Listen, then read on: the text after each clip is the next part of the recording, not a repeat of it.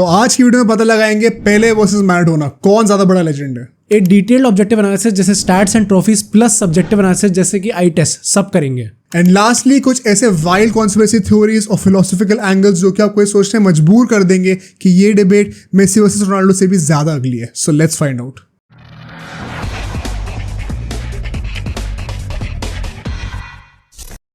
All right guys, तो आज एक ऐसी डिबेट होने वाली है, मतलब मैं ये कहूंगा कि आपने हम सब लोगों को क्या, हम दोनों को ही मेसी और रोनाल्डो के ऊपर डिबेट करते हुए बहुत बार देखा होगा, कई सारे वीडियोस में, कई सारी लाइव स्ट्रीम्स में। जिन लोगों को नहीं पता है फॉर कॉन्टेक्स्ट, भाई Mohit is a Ronaldo fan and I am a Messi fan. But आज की डिबेट ना हम ये प्रूव कर देंगे कि ये डिबेट जो है ना वो उससे भी ज्यादा कड़वी है। जो कड़वाहट है ना, अगली बहुत है। अगली डिबेट जो है ना ये मैराडोना और पेले की, मतलब ये रोनाल्डो और मेसी की डिबेट को इंटरनेट की वजह से काफी कड़वा बना दिया गया है। राइट। बट जो जेन्युइन खोट होती है ना वो इस डिबेट में है, which is why it is very important to discuss this in today's video. आज हम लोग बात करने वाले हैं पेले वर्सेस मैराडोना की, who is the better player. I think हम दोनों के लिए वो गोट वाला शाउट नहीं आएगा यहाँ पे, बिकॉज हम दोनों ही मानते हैं कि मेसी गोट है। रोनाल्डो आई मीन अब तो वर्ल्ड कप के बाद तो ऑफ कोर्स यार मैं नहीं मानता, पर ठीक है। बट हाँ, उस टाइम का ग्रेटेस्ट लेजेंड पॉसिबली वो कौन है। और यहाँ पर मोहित ने येलो टी शर्ट पहनी हुई है, पीछे बैकग्राउंड में आपको येलो दिख ही रहा है, तो ऑफ कोर्स मोहित आज पेले का स्टैंड लेगा। And me being an Argentine fan because of Messi, तो नेचुरली भाई उसका जो पहले का वर्जन था विच वाज मैराडोना का स्टैंड मैं लूंगा आज। तो मतलब firstly let's set the ground straight. क्या तुम्हारी एक्सपेक्टेशंस है आज से एंड क्या क्या हम लोग कवर करने वाले हैं? सबसे पहले तो आई वुड लाइक टू से कि मतलब अगेन दिस डिबेट, ये I think in terms of ugliness and कितने ज़्यादा it's not about on the pitch जो चीज़ें हुई हैं, ऑफ द पिच लेके भी काफ़ी ज़्यादा झगड़े वगड़े हुए हैं इनके आपस में। ये भी हमने जब रिसर्च किया तो हमें पता चला कि कितना डीप एक्चुअली में ये खोट है। तो हाँ लाइक, तो मतलब मेरे को ये लगता है कि again I would like to say कि मेसी रोनाल्डो डिबेट से थोड़ी ज़्यादा एंटरटेनिंग होगी शायद ये कुछ लोगों के लिए। And this video is not just for our generation, मतलब हमारे मम्मी पापा जो कि मैराडोना पेले जिनने देखा है उनको खेलते हुए, उनके लिए भी ये वीडियो है। तो मतलब एंटरटेनिंग होने वाली है काफ़ी डिबेट। इवन समबडी 60+ जिन्होंने पहले को देखा हो खेलते हुए, उनके पास भी कुछ ना कुछ इसमें से देखने के लिए जरूर होगा। तो हाँ यार, हम लोग सबसे पहले तो सेगमेंट में बात करने वाले हैं कि ये जो एक्चुअल में बीफ जो है मैराडोना वर्सेस पेले की, पहले मैं आपको बता दूं ये बीफ एक्चुअली एग्जिस्ट करती है। इससे मेरा क्या मतलब है, देखो मेसी रोनाल्डो ने जब भी पब्लिक के लिए आए हैं तो एक दूसरे के बारे में अच्छा ही बोला है। ये हम फैंस ही हैं जिन्होंने टॉक्सिसिटी बढ़ा रखी है सोशल मीडिया पे और एक एक कैंप को एक दूसरे के मतलब अगेंस्ट कर दिया एसेंशियली। ऑफ कोर्स हमने रोनाल्डो कई बार देखा है इनडायरेक्टली डिग्स लेते हुए थोड़े बहुत, but I would like to assume कि even he has good intentions for Messi at his heart and मतलब जोक्स अपार्ट ही डज। तो वो दोनों हमेशा एक दूसरे के बारे में बहुत हाईली सोचते हैं। बट क्या ये चीज मैराडोना और पेले के लिए अप्लाई होती है? Interestingly no. And this is our first segment जहां पे हम लोग सेट करेंगे कि ये बीफ कहाँ से एक्चुअली शुरू हुआ। इसमें एक मतलब मेरे लिए जो सबसे एंटरटेनिंग चीज़ जो रिसर्च में से निकल के आई थी वो मैं सेगमेंट में सबके साथ शेयर करूंगा। राइट। एक ऐसी स्टोरी थी जो कि मैंने एक्सपेक्ट नहीं करी थी। एंड उसके बाद हम लोग ऑफ कोर्स एक more head to head comparison करेंगे अगले सेगमेंट में कि क्या स्टैट्स स्टैंड करते हैं दूसरे के अगेंस्ट, बिग गेम परफॉर्मेंसेस क्या है, लेगेसी क्या है, ट्रॉफीज क्या है। तो भाई सबसे पहले इस बीफ की हिस्ट्री पे शुरू करते हैं। ये लड़ाई कहाँ से शुरू हुई, क्यों शुरू हुई और क्या कॉन्टेक्स्ट है। तो भाई सबसे पहले मैं आपको बता दूं कि जैसे हम लोग मेसी रोनाल्डो के लिए कहते हैं ना कि उनको कंपेयर करा जाए, it is relatively easier as compare to this debate of Maradona versus Pele. Why so, ये भाई तुम बताओ क्यों? सबसे पहले ये तो बात यही है एंड सबसे मेजर रीज़न यही है कि दोनों सेम जनरेशन में खेले। जब से लोगों ने फुटबॉल खेलना स्टार्ट किया है, देखना स्टार्ट किया हमारी जनरेशन ने, तब से वो इन दोनों प्लेयर्स को देखते आ रहे हैं आपस में एक दूसरे के साथ लड़ते हुए। तभी हमने देखा है कि एक ही डेकेड के अंदर काफ़ी बार ये लोग आपस में बैलन डोर इनने शेयर करें। But talking about Pele and Maradona, ये दोनों अलग जनरेशंस के प्लेयर हैं। आई थिंक अराउंड 1977 के आसपास मैराडोना ने पेले ने रिटायरमेंट ले लिया था एंड मैराडोना का भी जो करियर स्टार्ट हुआ था वो 1976 के आसपास में हुआ था। तो प्रॉब्ली एक ही साल जो था वो ओवरलैप गया था। आई थिंक उसको वैसे माना भी नहीं जाएगा एक तरीके से। दोनों अलग जनरेशन के प्लेयर हैं एंड जब भी दोनों अलग जनरेशन के प्लेयर्स को हम लोग डिस्कस करते हैं, दोनों को आपस में कंपेयर करते हैं, तभी वो कहते हैं ना कि don't compare players from different generation, क्योंकि बहुत ज़्यादा डिफिकल्ट हो जाती हैं चीज़ें। तब सिचुएशंस अलग थी एकदम एंड साथ में एकदम एग्जैक्ट हेड टू हेड इन्हें आपस में खेला नहीं है। तो we can't really say for sure कि कौन ज़्यादा प्लेयर बेटर है। हम लोग स्टैट्स देख सकते हैं, हम लोग हाईलाइट्स देख सकते हैं, उसके हिसाब से हम लोग एक फेयर जजमेंट काइंड ऑफ बना सकते हैं कौन सा प्लेयर बेटर होगा। मतलब 30-40 साल हो चुके हैं तो पहले को रिटायर हुए एटलीस्ट। तो इसकी वजह से क्या होता है ना कि अब हम लोग की मेमोरी में ये दोनों अराउंड सेम टाइम के प्लेयर्स एग्जैक्टली हाँ। बट अगर तुम और डाइसेक्ट करोगे उसको, जूम इन करके उस टाइमलाइन पे, तो ये एक्चुअली में अलग जनरेशन से फॉल करते हैं। मतलब ये जो हम लोग मेसी, रोनाल्डो और एम्बापे और हालैंड की जो डिबेट कहते हैं कि अब ये नया एरा शुरू हो रहा है, ये लोग फिर भी 5-6 साल साथ में खेले हैं, बट यहाँ पे तो लेजेंड से 1 साल था। सो काइंड ऑफ एक बॉर्डर लाइन अलग जनरेशन में ही बिलोंग करते हैं ये। बट ठीक है, यहाँ से हम लोग एक्चुअली में स्टार्ट करते हैं बीफ को। सबसे पहले जो the first obvious thing is कि देखो, मैराडोना अर्जेंटीना से बिलोंग करता है एंड पहले ब्राजील से बिलोंग करता है। जिनको नहीं पता है, ये साउथ अमेरिकन राइवलरी बहुत रिच है, बहुत डीप जाती है। मतलब जो हमारे सब कॉन्टिनेंट से जो लिसनर्स हैं, तुम ऐसा समझ लो इंडिया पाकिस्तान की बात चल रही है। ऑफ कोर्स वो पॉलिटिकल टेंशन उतने उस लेवल के नहीं है, बट हाँ ऑन फील्ड वो उसी स्टैचर का होता है। सुपर क्लासिको कहते हैं उसको कई बार जब भी मैच होता है तो हाँ भाई, इन 2 कंट्रीज से आना जो कि टॉप टियर कंट्रीज हैं साउथ अमेरिकन फुटबॉल में, तो नेचुरली वो राइवलरी होना बनता है वहाँ पर। एंड इसी के चलते हुए, इसी बैकड्रॉप में, पहले जब रिटायर हो चुका था इन 1979 मैराडोना से अपेरेंटली वो पहली बार मिला था। एटलीस्ट ये जो रिकॉर्ड्स हैं वो यही कहते हैं कि पहली बार इनकी मुलाकात तभी हुई थी। अपेरेंटली तो बहुत अच्छे नोट पे हुई थी, बिकॉज कई बार ऐसा होता है ना, जैसे हमने रोनाल्डिनो के साथ देखा था कि मेसी ने बस खेलना शुरू ही करा था बट उसको रिकग्नाइज कर लिया गया था पहले से। रोनाल्डिनो ने पहले ही कह दिया था कि ये अगला बेस्ट प्लेयर बनने वाला है। तो जो इंसान जो इतने टाइम से किसी स्पोर्ट में खेला हो, उसको आइडिया लग जाता है देखते हो कि कौन अगला जीनियस आने वाला है। सो पेले का भी वही सेंटिमेंट था, उसने मैराडोना को देखा, उसको बहुत अच्छा लगा एंड ही थॉट कि मतलब ये अगला जीनियस आने वाला है फुटबॉल में। एंड ऑफ कोर्स मैराडोना उस टाइम पे उसको आया हुआ 2-3 साल ही थे, तो he was not that kind of a player जो कि वो आगे जाके बनने वाला था। अभी he was very very young at this point of time, तो he kind of looked up to Pele. वो कंपटीशन वाली बात, अभी वो सेंटिमेंट आया नहीं था दिल में, तो बहुत अच्छे टर्म्स से मिले थे। बट इसके बाद 1980s का डेकेड शुरू होता है। ये वही डेकेड है जहाँ पे मैराडोना ने वर्ल्ड कप भी जीता अर्जेंटीना के साथ, and he became the Maradona we know of now, the legend that we know of. And comparisons फिर नेचुरली शुरू होते हैं, बिकॉज मैराडोना भी एक, आई थिंक, काइंड ऑफ एक एरोगेंट बंदा तो था ही, एंड मतलब of course he had you know his talent and everything else to back that arrogance, but था वो चीज़ उसके दिल में थी। एंड वो जो सेंटिमेंट होता है ना कि मैं बेस्ट हूँ, वो दिखता था दोनों में। तो नेचुरली मीडिया में कंपैरिजन्स होने शुरू हो जाते हैं, और 1980s में ही एक ऐसा साल आता है जहाँ पे दोनों ने सेम ईयर में अपनी ऑटोबायोग्राफी निकाली हाँ। और उसमें काफी एक दूसरे के ऊपर डिग्स लेने शुरू करे। तो भाई मैराडोना के डिग्स मैं बताता हूँ, फिर तुम बताना कि पहले के कैंप ने क्या डिग्स लिए। मैराडोना ने अपनी ऑटोबायोग्राफी में कहा कि यार देखो, मैं पहले को बहुत एडमायर करता हूँ, possibly the greatest player of all time, साफ साफ कह दिया उसने। बट ही सेड कि, और यहीं पे ना वो थोड़े इनडायरेक्ट डिग्स देने शुरू हो जाते हैं। आई would have appreciated him more अगर वो जो है फुटबॉल में जो रिच और करप्ट लोग होते हैं जो कि फुटबॉल को डिस्ट्रॉय करना चाह रहे हैं, उनके अगेंस्ट अपनी वॉइस और रेस करे तो। And another name that will take, जो कि इस पूरे पॉडकास्ट से बहुत ही आई थिंक रेलेवेंस वाला नेम होने वाला है, तो मैं कॉन्टेक्स्ट बता देता हूँ। गरिंचा करके एक प्लेयर हुआ करता था, पहले के टाइम का ही प्लेयर था वो, and possibly one of the great legends of Brazil में वो काउंट होता है। उसका इतना अच्छा करियर था बट बहुत सैड डिमाइस हुआ था उसकी death apparently he became an alcoholic, और वो फिर वो पीते पीते आई थिंक इवेंचुअली वो मर भी गया।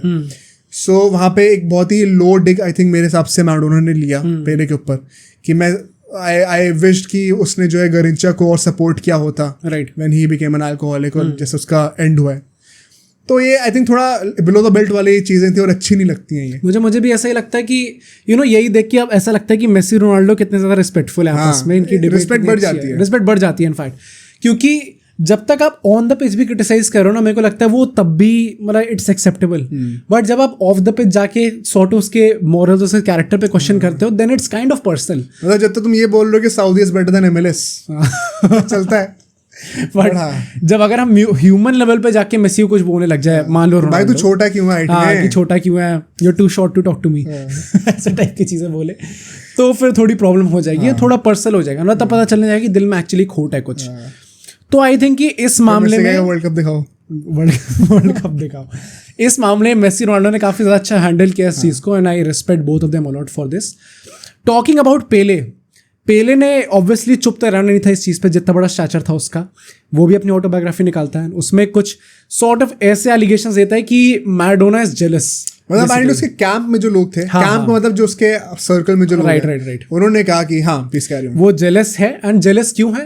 दैट इज बिकॉज अर्जेंटीना के प्रेसिडेंट ने पेले को बुलाया था अपनी कंट्री में, काफी ऑनरेबल एज अ स्टैचर पे बुलाया गया था उसको। इस टाइम पे मैराडोना बड़ा प्लेयर बन चुका था, फॉर्मर प्रेसिडेंट था। तो ऑब्वियसली मैराडोना के दिल में थोड़ी ये चीज आई कि यार मेरी कंट्री के ही लोग जो हैं वो पेले को ज्यादा ऊपर वाला स्टैचर दे रखा है उसको। तो पेले के जो भी ग्रुप था आपस में उन्होंने ये एक्यूजेशंस लगाए कि ये जेलस है बंदा बेसिकली। मतलब वहां पे अपेरेंटली उस फॉर्मर प्रेसिडेंट ने कह दिया था कि मेरा फेवरेट प्लेयर मैराडोना है, एंड वो इनसिक्योरिटी आई जाती है। फॉर कॉन्टेक्स्ट हम सोचो कि विराट कोहली के सामने कोई कह रहा है कि बाबर आजम फेवरेट प्लेयर है, कोई not just anybody, like president prime minister आके ऐसी चीज कह रहा है, मोदी बहुत बड़ी बात है, राइट, बहुत बड़ी बात है। क्या किन लोगों को इन्वॉल्व कर दिया लोगों ने एक सेंटेंस में। बट हाँ, तो नेचुरली वो एक था कि इनसिक्योरिटी है इसके दिल में, ऐसे एलिगेशंस फिर मैराडोना के ऊपर लगाए गए, and could well be, who knows. But यहाँ तक तो बात थी जो कि पन्नों पे लिखी हुई बात है। अब यहाँ से बात शुरू होती है जब तुम एक्चुअली में वर्बली पब्लिकली बकवास करना शुरू करते हो। तो इसके पीछे, और यहाँ पे मैं मैराडोना के तरफ से बोलूंगा बिकॉज आज मैराडोना का स्टांस ले रहा हूँ, राइट, फीफा की बात करते हैं। और यहाँ पे आती है हमारी सबसे बड़ी, आई थिंक मेरे लिए सबसे interesting part of the debate, conspiracy theory कह सकते हैं इस चीज को। बट हाँ, यहाँ पे फीफा का भी थोड़ा सा एक हिपोक्रेसी हम लोग एक्सपोज करेंगे। तो जितने भी रोनाल्डो फैंस है वो खुश हो जाएंगे काइंड ऑफ। तरीके से मत लेना, अगेंस्ट द सिस्टम। तो क्या होता है यार कि जब साल 2000 शुरू हुआ था तब of course 21st century start हुई, उसके साथ ही साथ 20th सेंचुरी का एंड हुआ। तो फीफा ने सोचा कि हम लोग हर साल फीफा द बेस्ट का अवार्ड निकालते हैं, क्यों ना हम लोग इस साल जो है greatest player of the century का, best player of the century का अवार्ड निकालें। ये अवार्ड ऐसे बंदे को एक जो होता है ना रिकग्नाइज करने के लिए था जिसने कि पूरी हमारी 20th सेंचुरी में फ्रॉम 1900s टू 1999 जितना भी सर्व करा है फुटबॉल को, जितने भी लोगों ने, उसमें से जो सबसे बड़ा आइकॉन है, जो सबसे बेस्ट प्लेयर है वो कौन है, उसको डिटर्मिन करने के लिए अवार्ड बनाया गया। अब इस अवार्ड को डिसाइड करने के लिए एक क्राइटेरिया था, पोल होना था, ऑफ कोर्स वोटिंग होनी थी। वोटिंग के 3 तरीके थे। उस टाइम पे नया नया इंटरनेट शुरू हुआ था हर जगह, तो उनकी फीफा की जो ऑफिशियल वेबसाइट थी वहाँ पे आप जाके वोट कर सकते थे। उनकी जो ऑफिशियल मैगजीन्स आती थी उस पर आप वोट कर सकते थे। और उन्होंने एक जूरी भी सेटअप करी थी अपेरेंटली, वो भी वोट करती है। तो वहाँ पे क्या होता है भाई, मतलब मैं फॉर कॉन्टेक्स्ट बता दूं कि ये दिसंबर 2000 में इसकी सेरेमनी होनी थी, और मैराडोना जो है वो 1997 में ही रिटायर हुआ था, एज अपोज टू पहले जो कि एग्जैक्टली 20 ईयर्स पहले रिटायर हुआ था 1977 में। तो क्या होता है भाई, यहाँ पे बहुत ही एक थम्पिंग मेजोरिटी से मैराडोना ये अवार्ड जीत जाता है। यहाँ पे क्या होता है, मैं आपको अगर आपके वोटिंग के स्टैट्स बताऊं सब लोगों को, 53.6% वोट्स जो हैं वो मैराडोना को गए थे। और सेकंड आता है ऑफ कोर्स पहले, बट उसके वोटिंग परसेंटेज कितनी थी? 18.53%। 53% से तुम 18% का गैप देखो, कितना बड़े मार्जिन से मैराडोना जीता। तो अब तुम्हें सुन के क्या लग रहा होगा कि भाई बहुत क्लियर विनर है, दे दो फिर FIFA best player of the century का अवार्ड। बट यहाँ पे बात खत्म नहीं होती। फीफा ऐसे नहीं सोचता। तो इसके बाद क्या हो, आप बताइए। फीफा जो है उसके बाद थोड़ा ज्यादा दिमाग लगाता है अपना, वो सोचता है कि एक तो एक्सक्यूज देता है, एक्सक्यूज भी है ना कि बेसिकली, वैसे ये भी काफी लंबा टॉपिक होगा, इसको भी बाद में क्लियरली डिस्कस करेंगे कि मैराडोना जो है उस टाइम पे काफी ज्यादा बेसिकली फंसा हुआ था ऑफ द पिच, क्योंकि उस टाइम पे उसके ड्रग्स एलिगेशन भी थे, जेल वेल जाने की बात हो रही थी उस टाइम पे। तो बेसिकली अगर हम मैराडोना को ये अवार्ड देते हैं तो we are not setting the right example उस टाइम पे, जो कि अगेन थोड़ा कॉन्ट्रोवर्शियल है कि फीफा कौन है ये चीज़ डिसाइड करने वाला। तो इसलिए फिर वो एक वापस वोटिंग ऑर्गेनाइज करते हैं जिसमें वो एक फीफा फैमिली टाइप चीज, फुटबॉल फैमिली के नाम से कमिटी बना देते हैं। हाँ, कमिटी बनाते हैं, कहते हैं कि यार देखो, और इसके लिए एक्सप्लेनेशन क्या देती है फीफा, और यहीं पे कॉन्स्पिरेसी थ्योरी आती है। फीफा ये एक डम से एक्सप्लेनेशन देती है कि यार देखो ये अनफेयर हो गया थोड़ा सा, मतलब पूरी वोटिंग डिसाइड कर ली, पूरा क्राइटेरिया सेट कर लिया, फिर कह रहे हैं अरे यार ये तो अनफेयर हो गया थोड़ा सा। क्यों अनफेयर हुआ है? क्योंकि यार देखो इंटरनेट नया नया आया है, तो जो भी इंटरनेट पे यूजर्स है वो रिलेटिवली यंगर जनरेशन के हैं। और क्योंकि मैराडोना बस 3 साल पहले ही रिटायर हुआ है, तो ये लोग तो पैदा ही तब हुए जब मैराडोना ने खेलना शुरू करा, इन्हें पहले को देखा ही नहीं है, तो पहले को तो वोट करेंगे भी नहीं वैसे भी। तो इन लोगों ने ये एक्सप्लेनेशन दी और कह दिया कि यार ये तो अनफेयर हो गया क्योंकि रीसेंसी बायस आ गई। तो हम एक सेकंड पोल ऑर्गेनाइज कर लेते हैं, second round of voting organise करते हैं। यहाँ पे हम लोग एक फुटबॉल फैमिली के नाम से एक कमिटी डिसाइड करेंगे। मतलब इतना लेम नाम दिया है, अपने बुरे कर्म छुपाने के लिए कोई अच्छा नाम ही, सोफिस्टिकेटेड नाम ही ले लेते। तो फुटबॉल फैमिली करके कमिटी सेटअप करी गई उसमें कई सारे आपके फुटबॉल ऑफिशियल्स थे, आपके जर्नलिस्ट थे, कोचेस थे, रेफरीज थे, basically everybody associated with the sport of football. Right. तो इन लोगों ने फिर वोटिंग कराई गई इन लोगों से, अब करी है या कराई गई ये मुझे नहीं पता। तो यहाँ पे जो है पहले को 72 पॉइंट समथिंग % मिलता है, थम्पिंग मेजोरिटी से बेसिकली वो जीत जाता है। राइट। और फिर फीफा कहती है कि यार देखो पहला राउंड मैराडोना जीता और दूसरा राउंड पहले जीता, तो अब इसका रिजल्ट क्या हुआ भाई, शेयर कर देते हैं award. Right. FIFA best player of the 20th century award will be shared between Maradona and Pele. इसके पीछे की जो सच्चाई है, जो कि तुम कॉन्स्पिरेसी थ्योरी कह सकते हो, जो कि तुम कह रहे थे अभी, वो ये थी कि फीफा का रियल मोटिव या एजेंडा ये था कि भाई मैराडोना अभी ड्रग्स के केस में फंसा हुआ है, प्रूव हो चुका है, and on the other hand Pele has had a very clean personality. वो ब्राजील का स्पोर्ट्स मिनिस्टर भी रह चुका था तब तक, एंड एक अच्छा रोल मॉडल था एज अपोज टू मैराडोना, जो कि थोड़ा एक करप्टेड, आई थिंक मुझे, I don't have a better word to say this, corrupted morals वाला बंदा लगता था, एक करप्टेड जीनियस लगता था देखने में। तो अगर आपके बच्चे देख रहे हैं तो आप किसके बेसिस पे उसकी लाइफ को आप मतलब आप किसको रोल मॉडल बनाना चाहोगे? Right. आप अपने बच्चे से क्या कहोगे कि आप इसको लुकअप करिए? तो फीफा को ऐसा लगता था कि हम लोग को पहले का एग्जाम्पल सेटअप करना चाहिए। अब इसलिए, क्योंकि इसमें इसको बैक करने के लिए एक और लॉजिक ये भी है कि भाई कई लोगों ने इसका क्वेश्चन करा, यानी चीज़ निकाल के रहा है कि आपने जो कहा, एक्सप्लेनेशन दी है, फीफा से कहा गया कि यार ये इंटरनेट की वजह से जो है मैराडोना को थम्पिंग मेजोरिटी मिल गई। ये बात बहुत ही आउट ऑफ कॉन्टेक्स्ट हो जाती है, बिकॉज अगर आप देखें कि थर्ड कौन आया, तो ओसेबियो नाम का एक प्लेयर आया था थर्ड। ओसेबियो, जिनको नहीं पता है, वो पोर्चुगल का एक आई थिंक सबसे बड़ा लेजेंड था। रोनाल्डो से पहले he was the greatest player. Ronaldo से पहले ओसेबियो सबसे बड़ा लेजेंड था वहाँ का, वो भी पहले की जनरेशन में ही था। राइट। उसको थर्ड पे डाला गया, थर्ड प्लेस पे उसको वोटिंग मिली है, as oppose to many players like Johan Cruyff, like Franz Beckenbauer, like Zidane, like Ronaldo Nazario, जो कि रिलेटिवली बाद में खेलना शुरू करा था इन लोगों ने। इनफैक्ट क्राइफ और बेकनबावर तो 8-9 साल बाद रिटायर हुए हैं पहले से, तो और उसके बाद भी वो सीधा कोचिंग में घुस गए थे। राइट। तो मतलब वो फुटबॉल वाले सीन में थे रेलेवेंट, हमेशा से मीडिया में थे वो, बट स्टिल वो लोग थर्ड क्यों नहीं आए, फोर्थ क्यों नहीं आए? It was Eusebio. तो मतलब जो पब्लिक जिसने वोट किया वो मतलब डम तो थी नहीं, वो उनमें दिमाग की कमी तो थी नहीं, they knew what they were doing. जिसके लिए वोट करा उसके पीछे उन्होंने लॉजिक सेट करा होगा। तो पहली बात तो फीफा क्या आप लोगों को इतना डम समझते थे, और डम समझते थे तो उनसे वोटिंग करवाई क्यों? दूसरी बात, ये जो कहना कि अनफेयर हो गया, ये क्लियरली डिस्प्रूव हो जाती है इस थ्योरी से, एंड इसी की वजह से उनके जो असली मॉरल्स जो है, जो उनका मोटिव है, वो निकल के आता है यहाँ पे, विच वॉज कि भाई मैराडोना एक गलत एग्जाम्पल सेट करता, राइट, एंड सोसाइटी इस चीज को एक्सेप्ट नहीं करती। अब मेरे को यहाँ पे प्रॉब्लम फीफा से सबसे पहले तो ये है कि who are you to decide, आप अपना एथिकल और मॉरल कॉम्पस लेके, अपना एजेंडा लेके किसी के ऊपर कैसे थोप सकते हो? सोसाइटी जो वैल्यूज अप्रिशिएट करेगी या नहीं करेगी वो उनके ऊपर छोड़ दो, वो नहीं करेगी तो वो वोटिंग में भी नहीं दिखेगा आपको। फीफा जो कि खुद इतना करप्ट रह चुका है, जिसके ऊपर इतने सारे एलिगेशंस लगे हैं, अभी हमने कतार वाले वर्ल्ड कप में देखा था कि वो डेथ के भी कितने एलिगेशंस लगे थे, कि वर्कर्स को कितने इनहॉस्पिटेबल कंडीशंस में काम कराया गया, कितना पैसों का करप्शन होता है वो तो सब जानते ही हैं। तो ऐसे करप्टेड लोग जो है किसी और के कैरेक्टर पे क्वेश्चन कर रहे हैं और उसके बेसिस से पूरी वोटिंग रिग कर दे रहे हैं, वो आई थिंक बहुत ही शेमफुल बात थी फीफा के पॉइंट ऑफ व्यू पे, and we should call them out. But ultimately इससे क्या होता है कि अवार्ड जो है at the end of the day share हो जाता है। Right.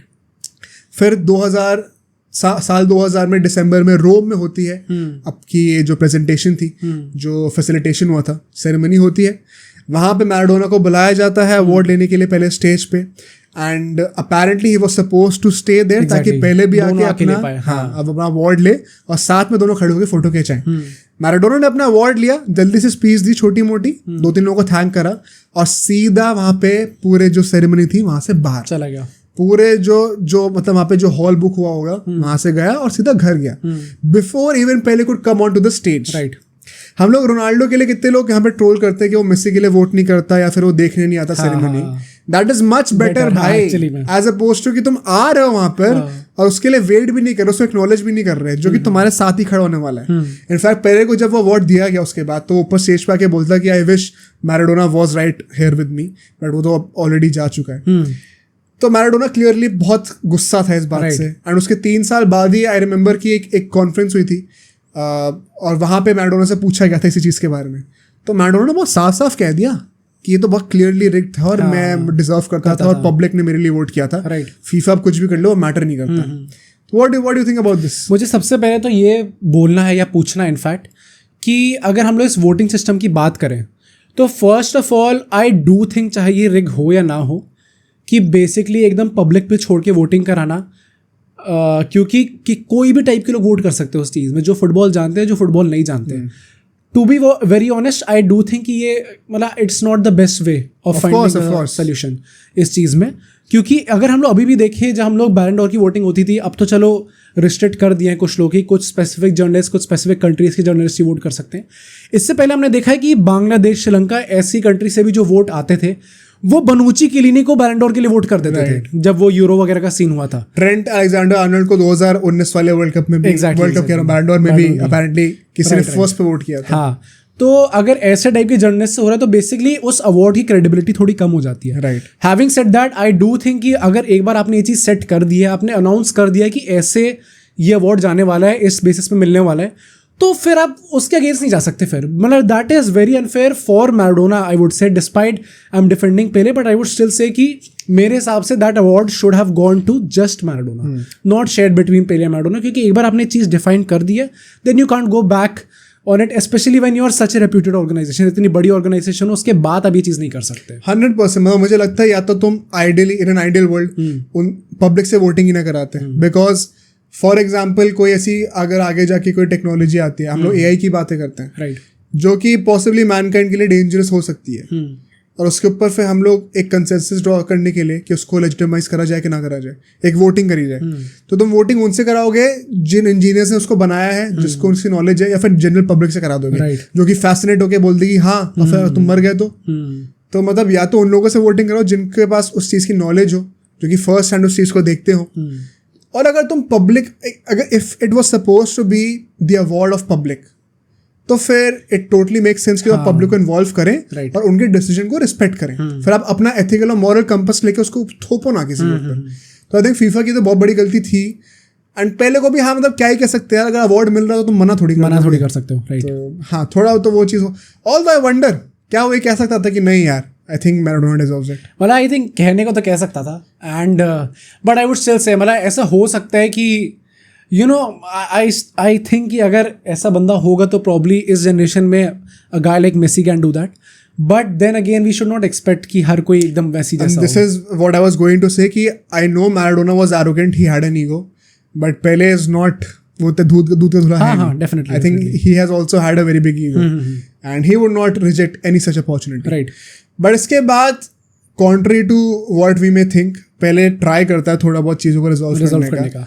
I think mid 2000s में एक late night talk show host करता था, मैराडोना का होता था, और उसमें एक वो बहुत फेमस एक क्लिप भी सबने देखी होगी जिसमें हेड ले रहे होते हैं, वो उसी शो की है. राइट. तो उसमें अपेरेंटली उन्होंने ट्राई करा कि भाई चीज़ें रिजॉल्व हो जाए थोड़ी बहुत, बट उसके बाद फिर से पलट जाते हैं ये लोग. यार मतलब मुझे समझ भी नहीं आता चाहते क्या है. राइट. उसके बाद भी कई बार ऐसे इंटरव्यूज हुए तो इन लोगों ने कभी भी बहुत ही एक्सप्लिसिटली एक दूसरे का नाम नहीं लिया कि ये मेरे लिए ग्रेटेस्ट है कि नहीं है. इनफैक्ट अगर मैं मतलब तुम्हें 20 में कोई याद आता है इंसिडेंट तो तुम मेंशन करना. 2020 में भी पहले से पूछा गया था, अभी 3-4 साल पहले की बात है, कि आपको क्या लगता है आपके लिए ग्रेटेस्ट प्लेयर्स कौन है, आपकी लिस्ट कौन आएगा आपकी लिस्ट में. ऑफकोर्स खुद का नाम तो लिया ही कि आई think Pele is the greatest, ऐसे करके थर्ड पर्सन में ज़्लाटन से पहले, एंड मैराडोना को उस लिस्ट में नहीं रखा. सो सच वाज द सिचुएशन. मतलब not just in 2020, I remember 2016 euro के टाइम पे भी ये चीज़ हुई थी.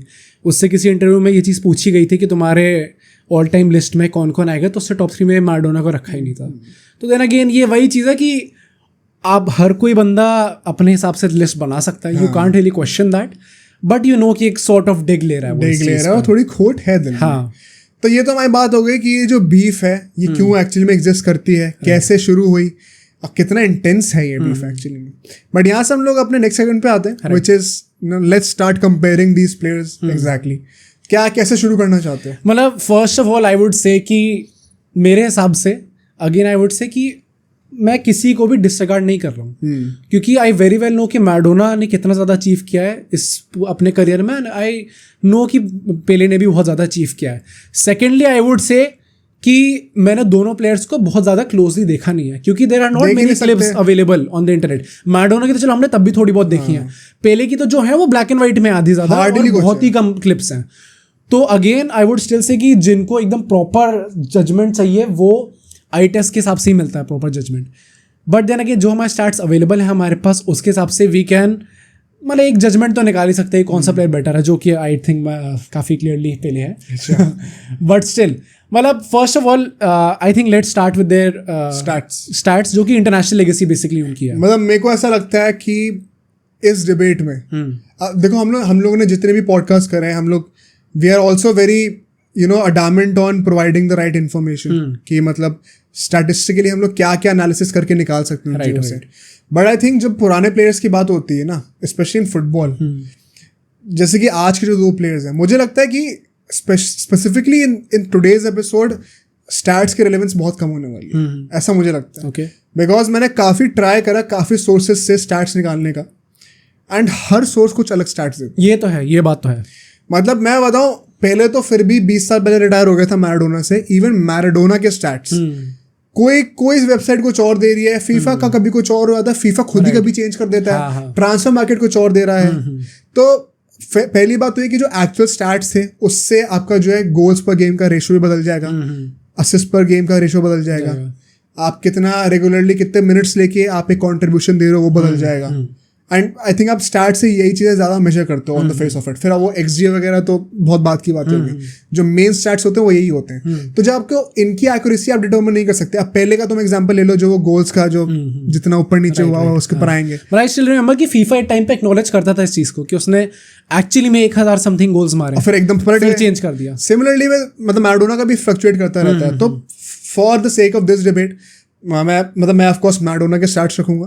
तो मैंने ट्रांसफर मार्केट से लिए हैं. मैं आपको सोर्स कोड कर देता हूँ क्योंकि हर जो भी सोर्स होगा वो कुछ ना कुछ ऊपर नीचे करेगा. और ये जो डिफरेंस भी है ना ये इतना है. मैं आपको लाइक फॉर रेफरेंस बताता हूँ. इससे मैं अगर मैराडोना के क्लब स्टैट्स की बात करूँ एंड इसके बाद तुम ऑफ कोर्स पहले के बता सकते हो सो दैट एवरीबडी हैज एक बेंचमार्क बन जाएगा दिमाग में कि कौन कहाँ स्टैंड करता है.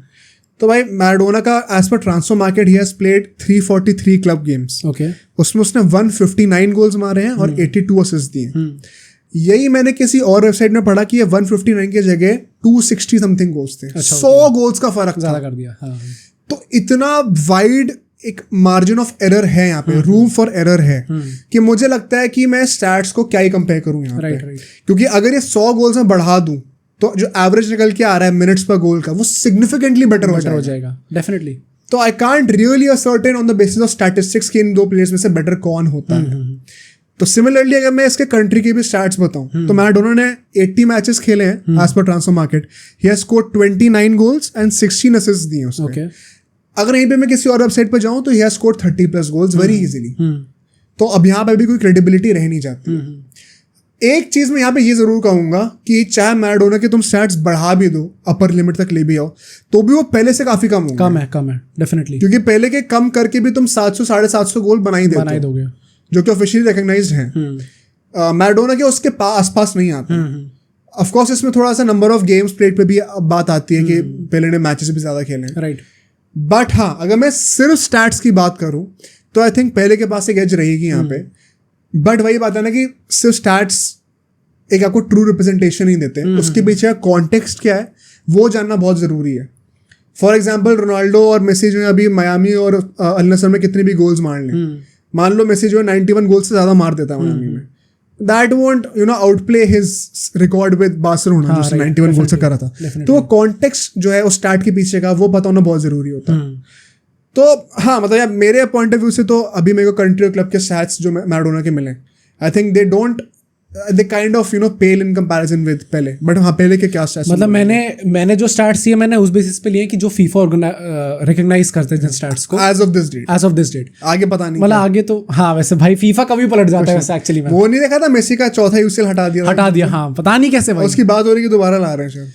मेरे को समझ में नहीं आता किस बेसिस पे तुम लोग हटाते हो और किस बेसिस पे वापस लेते हो. कोई समझ में नहीं देते. बट हाँ international stats as of now Pele has scored 77 goals in 92 matches and Maradona जो कि फीफा रिकॉग्नाइज करता है उसके हिसाब से 34 गोल्स इन 91 मैचेस. तो वहीं पे देखो अब मैंने 29 बोले थे. आ गया डिफरेंस. वही तो मतलब बट स्टिल आई वुड से कि जैसे तुमने कहा कि कितने भी मतलब ऊपर नीचे कर लो, बट आई डू थिंक पेले की मेजोरिटी है, मतलब सुपीरियरिटी है इस चीज में। इनफैक्ट पेले जो है वो साउथ अमेरिका का सबसे टॉप स्कोरर था अभी 2-3 साल पहले था। राइट। पहले मेसी ने वो बैरियर तोड़ा और अब फिर नेमार ने भी तोड़ दिया। राइट। तो नेमार ब्राजील का भी मतलब बेस्ट स्कोरर बन चुका है। एंड मेसी तो 100 गोल ही कर चुका है क्रॉस अप। बट हाँ, कंटिन्यू। मतलब if we look at the international legacy, first of all I would like to ask you, who do you think has the better international legacy? देखो, on paper सब लोगों को लगेगा कि 3 world cup जिसके पास है उसके लेगेसी बेटर है ऑफ कोर्स, बट यहीं पे मैं थोड़ा सा इसको और कॉन्टेक्स्ट सेट करना चाहता हूँ। And then of course viewers जितने भी लोग हैं at this point of time, अगर आप वीडियो देख रहे हैं अभी तक टिके हुए हैं, आई एम होपिंग कि आपको एंजॉय कर रहे होगे। फर्स्टली लाइक कर दो वीडियो को भाई, और सब्सक्राइब भी कर दो अभी तक नहीं किया चैनल को तो। बट हाँ, अभी ये स्टेज पे कमेंट करके जरूर बताना once we are done discussing the world cup legacy, कि आपको क्या लगता है कौन ज़्यादा स्टैंड करता है, किसकी इंटरनेशनल लेगेसी ज़्यादा ऊंचाई लेवल पे है। तो I will allow you to make the case first. Okay. First, you can make the case for Pele's international legacy. Right. Then I'll try to counter it. तो सबसे पहले तो I would like to say कि पहले बात तो पहले 3 world cup जीता है। 1950 Only player in the history of football. Exactly, only player in the history of football to have won 3 world cups. 1958 में जीता था, 62 में जीता था और 70 में जीता था। Now I very well know, क्योंकि इस पर हमने पहले पे एक स्पेसिफिकली वीडियो भी बनाई है, उसको भी हम लोग डिस्क्रिप्शन और कार्ड्स में डाल देंगे, आप लोग चेक करना। उसमें हमने स्पेसिफिकली काइंड ऑफ एक्सपोज किया पेले के स्टैटिस्टिक्स को and what he has achieved with his club and country. Now I very well know कि किस लेवल पे पेले स्टैंड करता है इस डिबेट में, एंड क्या क्या उसने अचीव करा है, जो कि थोड़ा ज़्यादा ऊपर नीचे करके बताया गया है। सो वी ऑल नो कि 1958 में ऑब्वियसली उसका पहला वर्ल्ड कप था at just age of 17। So Maradona 1968 world cup, कौन सा वर्ल्ड कप जीता, 86 वर्ल्ड कप जो जीता था, उसमें वो उसका बेस्ट वर्ल्ड कप है अभी तक का, जिसमें उसने 4 गोल मारे थे। 17 ईयर्स जब एज पे पेले था, उसने अपना पहला वर्ल्ड कप खेला था 58 का, जिसमें उसने 6 गोल मारे थे। 3 फाइनल में। हाँ, 3 फाइनल में। ओनली एम्बापे ने अब जाके वो रिकॉर्ड इक्वल करा है हैट्रिक मारने। तो that too at the age of 17, नया बंदा अपना पहला वर्ल्ड कप खेल रहा है और उसमें उसने अचीव कर लिया। I think that's a big achievement. तो मतलब इसके वजह से he gets a one up over Maradona. I do think, क्योंकि पहली बात तो अगर हम लोग कितना भी अंडरमाइन कर ले, क्योंकि 62 वर्ल्ड कप में मेजोरिटी ऑफ द टूर्नामेंट के लिए वो इंजर्ड था। नहीं, अभी मैं सिर्फ इसकी बात कर रहा हूँ। हाँ, आई थिंक सो। तो इस लॉजिक से क्या एम्बापे रोनाल्डो से बेटर है? एम्बापे रोनाल्डो से बेटर है। मतलब again I would still say कि इंटरनेशनल लेगेसी में Ronaldo has more goals now, but he does not have World Cup. तो I do think World cup legacy is far better than Ronaldo as of now. नहीं, but यहाँ पे like you are using World Cup as a context to set up his international legacy. मैंने overall statistics भी बताया। तो मतलब आई would से कि world cup is obviously a big part of international legacy, but that doesn't mean कि आपने और कुछ जो किया वो मैटर ही नहीं करता। Again as far as world cup is concern, I think Mbappe has had a better legacy, and आगे जाके एम्बापे को बेटर याद रखेंगे लोग वर्ल्ड कप में देन क्रिस्टियानो रोनाल्डो, क्योंकि रोनाल्डो की बहुत ज़्यादा अच्छी नहीं यार, मतलब ऐसा नहीं है, लोग घोट तो मेरा है ही, बट आई डू थिंक यार थोड़ी नीचे रहा है Ronaldo in the world cup. International legacy देखना पड़ेगा आगे जाके कि वो आउटस्कोर कर पाता है रोनाल्डो का या नहीं, बट हाँ, as far as world cup is concern, I do think Mbappe now has the better legacy. So, or any other point before I start countering? नहीं, मतलब आई थिंक मैंने अभी तक एक वर्ल्ड कप का मेंशन किया, and 1970 का जो फाइनल वर्ल्ड कप का फाइनल था उसमें भी पेले ने स्कोर किया था। So he has scored in 2 World Cup finals. 1962 का आई नो कि उसने काफ़ी इंजर्ड था, तो वो चीज़ थोड़ी फैब्रिकेट की गई है, तो उसको लेके मैं उतना ज़्यादा बोस्ट नहीं करूँगा उस चीज़ को, बट अगर 3 में से नहीं 2 वर्ल्ड कप भी मानने तो I think that's a big achievement. ठीक है, तो मैं I will try to put the case for Maradona now यहाँ पर, और मैं थोड़ा सा यहाँ पे पहले को भी जो भी मोहित ने बोला है उसको मैं थोड़ा काउंटर करने की कोशिश करता हूँ। राइट। पहली बात तो देखो यार, 3 वर्ल्ड कप जीते हैं, उसमें कोई डिनाई नहीं कर सकता उस चीज़ को, but I think there comes a point where you have to measure the contribution as well. Okay. Because एक लेजेंड होने के लिए आपको ऑफकोर्स ट्रॉफीज मैटर करती हैं, but at the end of the day एक टीम स्पोर्ट में अगर आप एक इंडिविजुअल को कंसिडर कर रहे हो तो उसका impact on the sport in general and in the team he plays वो भी मैटर करता है। राइट। मतलब you can't just say कि जिसके पास ज़्यादा वर्ल्ड कप है, जिसके पास ज़्यादा ट्रॉफी है, वो बेटर हो जाएगा। वरना उस हिसाब से डैनी एल्वेज अभी तक until मतलब मेसी ने भी उसको सरपास कर लिया, बट तब तक Danny Alves greatest player of all time नहीं माना जाता, राइट। तो अगर मैं उस पॉइंट ऑफ व्यू से यहाँ पे आऊँ, एंड ऑफ कोर्स यहाँ पे जितने भी व्यूअर्स हैं, जितने भी लिसनर्स हैं, वो डिसाइड कर सकते हैं कि उनके लिए क्या चीज़ ज़्यादा मैटर करती है। पहली बात तो पेले ने जो 1958 का वर्ल्ड कप जीता है, वहां पे ही was not the main player, naturally, because he was 78 years, right, 78 years old, 17 क्या बोल दिया भाई, 17 years old। और वहां पे उसने जो 6 गोल मारे थे उसमें 3 गोल ऑफ कोर्स फाइनल में आए थे, राइट। एंड वो कोई डिसरिगार्ड नहीं कर सकता यार। फाइनल में हैट्रिक मारना किसी ने और क्यों नहीं मारी except for Mbappe until now. And जिन लोगों ने, आई थिंक हमारी जनरेशन ने वो चीज लाइव देख ली तो हम समझते उसकी सब क्रेजी हुए थे। हाँ, but the fact of the matter is कि 58 वर्ल्ड कप में, जो कि पहले का पहला वर्ल्ड कप था, उसमें मेन मैन था वही बंदा जिसके बारे में हमने पहले बात करी थी, Garrincha. Garrincha was the main guy there. वही मतलब आई थिंक जो एक स्टार प्लेयर होता है ना टीम का, जिसने जैसे मेसी ने कैरी करा वर्ल्ड कप में, वैसे आई थिंक गरिंचा ने करा। And Pele played a very good role as a newcomer. Oh, so you think Messi ने जिस हद तक कैरी किया उस हद तक गरिंचा नहीं, ऑफ कोर्स नहीं, बट मैं कह रहा हूँ कि वो स्टैचर किस तरीके का। अच्छा, ओके। बेसिकली हुलियन अलवारेस ने भी 4-5 गोल तो मारे ही ना। हाँ, राइट। मेसी ने आज तक 2022 वर्ल्ड कप से पहले 2014 वर्ल्ड कप में 4 गोल मारे थे, उसका बेस्ट ईयर था वो। हुलियन अलवारेस ने अपने पहले वर्ल्ड कप कैंपेन में 4-5 गोल मारे थे, but that does not overshadow Messi's contribution. So similarly, I think कि पहले being a newcomer, उस मतलब ये एनालॉजी मैं उन लोगों के लिए दे रहा हूँ जो कि अभी relatively नए हैं गेम के लिए। I think तुम relatively पुराने भी हो, अगर तुम ये पॉडकास्ट सुन रहे हो तो तुम इतने पुराने तो नहीं है कि तुम पहले को देखा हो। तो I think that's a good analogy for you all कि तुम्हारे दिमाग में एक मैप बन जाए कि हम कैसे किस कॉन्टेक्स्ट पे कंपैरिजन कर रहे हैं। राइट। तो गरिंचा was clearly the main man there. And उसके बाद हम लोग 62 वर्ल्ड कप की बात करें तो उसमें पहले ने majority of the world cup खेला ही नहीं था। राइट। वहां पर भी somebody else was the main man. In fact वहां पे भी आई थिंक गरिंचा का बहुत बड़ा कंट्रीब्यूशन था। एंड अल्टीमेटली वहां पे वो लोग फिर से वर्ल्ड कप जीत जाते हैं, बट बिकॉज पहले was part of the squad तो उसका वर्ल्ड कप का मेडल मिलता है, एंड राइटफुली सो, इसमें कोई क्वेश्चन नहीं कर सकते। बट उसका कंट्रीब्यूशन कुछ भी नहीं था उसमें। तो मैं कंट्रीब्यूशन वाली बात कह रहा हूँ यहाँ पे। ऑफ कोर्स वो ट्रॉफी उसकी लेगेसी में और एक और स्टार ऐड करती है, एंड राइटफुली सो। बट अगर हम लोग एक इंडिविजुअल प्लेयर की बात कर रहे हैं इन अ टीम स्पोर्ट तो उसका contribution equally matters to me. वहां पर उसका कंट्रीब्यूशन नहीं था। As far as the 70 world cup is concern, वहां पर भी उसने आई थिंक 4 गोल मारे थे, if I am not wrong. Right. And Maradona ने भी अपने बेस्ट वर्ल्ड कप कैंपेन में 4 गोल मारे थे।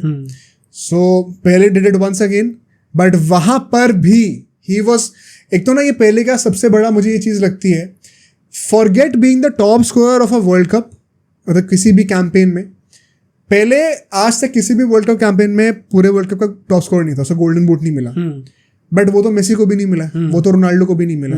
इसका क्या मतलब है, वो ग्रेट प्लेयर्स नहीं है? Of course not.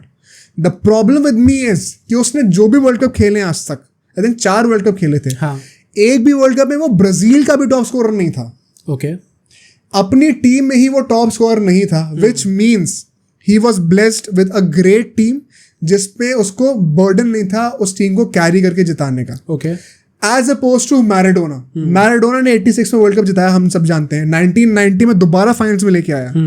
वहां पे जो आई थिंक 86 वाला world cup specially, I think उसके कितने 4 गोल और 5 असिस्ट कुछ थे। एंड सब लोग कहते हैं कि जो मेसी ने 2022 में किया था वो काइंड ऑफ जो है मैराडोना ने भी रेप्लिकेट किया था। रेप्लिकेट किया था, मेसी ने रेप्लिकेट करा। पहले मैराडोना ने किया था, सिंगल हैंडेडली कैरी किया था 86 में और जिताया था, और फिर 1990 में ऑलमोस्ट दोबारा जिता दिया था। तो आई थिंक मैराडोना के पास एक बहुत ही सबपार टीम थी as oppose to that Brazilian super team. वो तो है definitely. And he did not, मतलब Pele did not have the burden and expectations जो कि मैराडोना के पास थी, because Maradona was kind of a one man army at some point of time. Okay. तो आई थिंक वो बहुत matter करता है मेरे लिए। This is why Messi's World Cup in 2022 जो उसने जीता है, वो कैंपेन सबके लिए इतना स्पेशल है, इतना अनरियल है। आई जेन्युइनली फील कि अगर फ्रांस जीती होती ना वो वर्ल्ड कप और एम्बापे ने 8 गोल मारे थे, मेसी ने 7 मारे थे, तो भी कोई एम्बापे को वैसा नहीं कहता कि उसने कैरी जॉब करी है। Because I think everybody will agree until the semifinal सब लोग ग्रीजमैन के लिए शाउट्स दे रहे थे कि बेस्ट प्लेयर है। फिर एकदम से एम्बापे ने तहलका मचा दी फाइनल में आके। बट मेसी लिटरली हर मैच में मैन ऑफ द मैच था। हर कैंपेन में, हर कैंपेन करो, in every knockout stage he scored and you know was the best player on the field. तो उससे जिस तरीके से कैरी किया था, I kind of want to draw parallel for Maradona in that sense. And Pele का मैं थोड़ा सा एम्बापे वाला केस को ले सकता हूँ। इनफैक्ट एम्बापे तो पूरे वर्ल्ड कप का टॉप स्कोरर था, पहले अपने कंट्री का, अपने टीम में भी टॉप स्कोरर नहीं था, being a striker. And Maradona by the way was not a striker. What does that tell you? मेरे हिसाब से इसमें 2 पॉइंट आते हैं बेसिकली। एक तो first of all I think ये कंट्रीब्यूशन वाला जो चीज़ है, कंट्रीब्यूशन टू द टीम कितना रहा है, आई थिंक दैट्स फेयर। कि मतलब कंट्रीब्यूशन आपने एक थोड़ी सबपार टीम थी आपकी, उसमें आपने इतना कंट्रीब्यूशन किया, और एक अच्छी टीम थी उसमें आपने इतना कंट्रीब्यूशन किया। Having said that, I think कि it's kind of not justified to say कि ये कंट्रीब्यूशन जो इसने अच्छी टीम में रह के किया है वो उतना अच्छा नहीं है जितना इसने एक लो टीम में रह के किया है। सिमिलरली आई वुड से कि जैसे लेट्स से कि मान लो अगर हम लोग 2018 वर्ल्ड कप की बात करें, अगर वो फ्रांस वाली टीम से अल्टीमेटली क्रोएशिया जीत जाती, आई नो कि मॉड्रिच का कंट्रीब्यूशन बहुत ज़्यादा अच्छा था उसमें, बट देन अगेन हम ये नहीं कह सकते उस टाइम पे कि ग्रीजमैन ने उतना अच्छा कंट्रीब्यूट नहीं किया, क्योंकि and the reason why I say that is because कि you don't choose your team. तुम अपनी टीम चूज नहीं करते हो कि तुम किस टीम के लिए खेलोगे, कौन कौन से प्लेयर्स होंगे, वो काम मैनेजर का है। एंड ऑब्वियसली कि आप कहाँ पैदा होते हो उसके हिसाब से आपको चीज़ें होती हैं, right. And as far as world cup में इंडिविजुअल अवार्ड्स आर कंसर्न, दोनों ने एक एक अवार्ड जीता है। 1970 में Pele despite not being the top scorer of Brazil, he won the golden ball, World cup golden ball. And 86 में Maradona golden ball जीत गया। मतलब सभी एक ही जीते, सिर्फ एक ही प्लेयर है जो दो बार जीता जीता है। हाँ, ठीक है भाई, ठीक है। ये पहले और मैराडोना के डिबेट में थोड़ा Messi taking digs on Ronaldo भी हो रहा है, राइट। बट हाँ, तो आई थिंक कि as far as individual awards are concern दोनों का सेम आता है। एंड जब हम लोग इन टर्म्स ऑफ स्टैटिस्टिक्स की बात करते हैं कि जो उन्होंने कितने गोल्स मारे वर्ल्ड कप्स में, क्योंकि world cup is probably the greatest stage on international level, ठीक है। अगर हम सिर्फ वर्ल्ड कप में स्टार्ट्स देखें, दोनों ने 4 टूर्नामेंट खेले थे। पेले ने 12 गोल मारे थे 14 मैच में, मैराडोना ने 8 गोल मारे हैं 21 मैच में। 21 मैच में मैराडोना ने 8 गोल मारे, उसने 14 मैच में 12 गोल मारे थे। सो आई थिंक कि हम लोग कितना भी कंट्रीब्यूशन को ले लें कि इसने अपनी टीम के लिए कितना भी अच्छी तरीके से कंट्रीब्यूट करा हो, वीक टीम लेके भी, I do kind of think कि at the end of the day it does matter कि आपने कितने गोल मारे थे अपनी उसमें, कितने मैचेस में आपने कितने गोल मारे, कि आप क्वांटिफाई क्या कर रहे हो एंड में आके। But then again I can also say कि because Maradona was not a centre forward, Maradona के आज तक वर्ल्ड कप हिस्ट्री में सबसे ज्यादा असिस्ट्स हैं, ट्रू 8। ट्रू तो you can say he has done his job. Agreed. मैं यही कहता हूँ कि जब हम लोग दो प्लेयर्स को कंपेयर करते हैं, फर्स्ट ऑफ ऑल एक तो हमने जनरेशन की बात करी, that's why we also kind of get confuse when we compare Messi with Ronaldo, क्योंकि these two players are very different. Specially मतलब चलो स्टार्टिंग में तो दोनों विंगर्स थे तो तब भी समझ में आता था, but specially towards the later stage of their career, जब Ronaldo out and out centre forward बन गया एंड मेसी विंगर भी नहीं रहा, वो आके मिडफील्ड में आ गया, एक प्लेयर डीप जा रहा है और एक सामने आगे जा रहा है, मतलब दोनों एकदम कॉन्ट्रास्टिंग पोजीशंस पे जा रहे हैं। Same goes with Pele and Maradona, और इसमें मोर सो क्योंकि ये लोग स्टार्टिंग से ही अलग थे।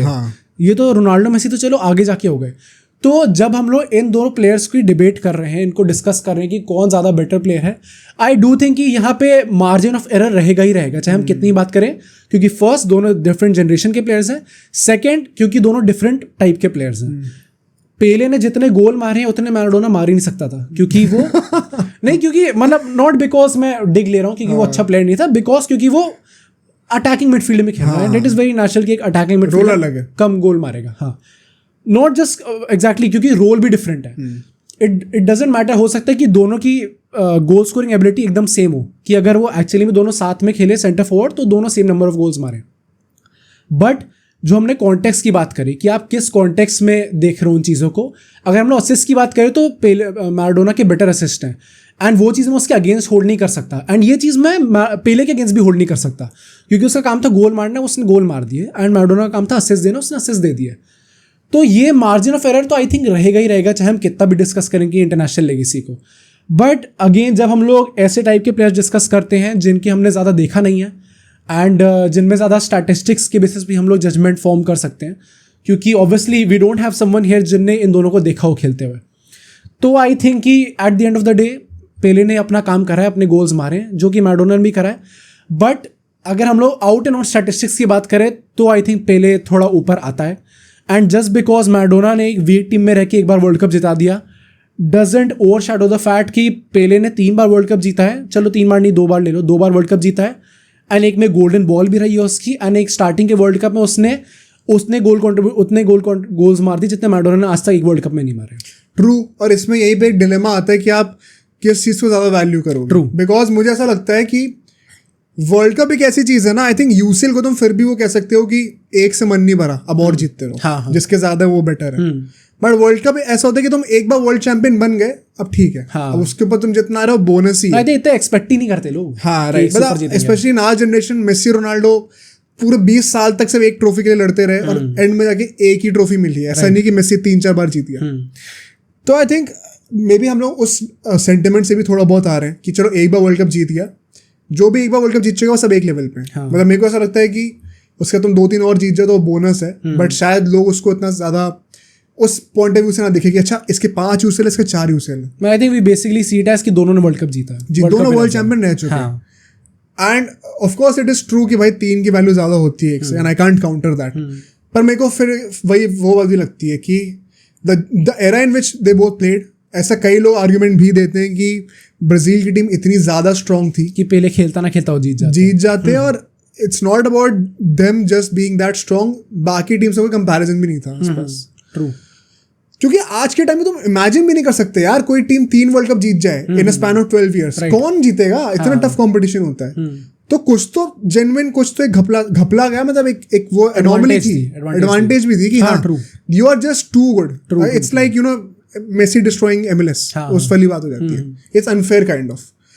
तो then again do you blame Maradona? वो एक ऐसी कंट्री में बॉर्न हुआ जहाँ पे वो चीज अवेलेबल नहीं थी। He did the best with what he had, and उसमें भी उसका impact in his team was more than Pele. मतलब मुझे should you not value that more? मुझे ऐसा लगता है इस चीज में कि despite I am defending Pele here, and I think Pele का ज्यादा कंट्रीब्यूशन रहा है, टू बी वेरी ऑनेस्ट।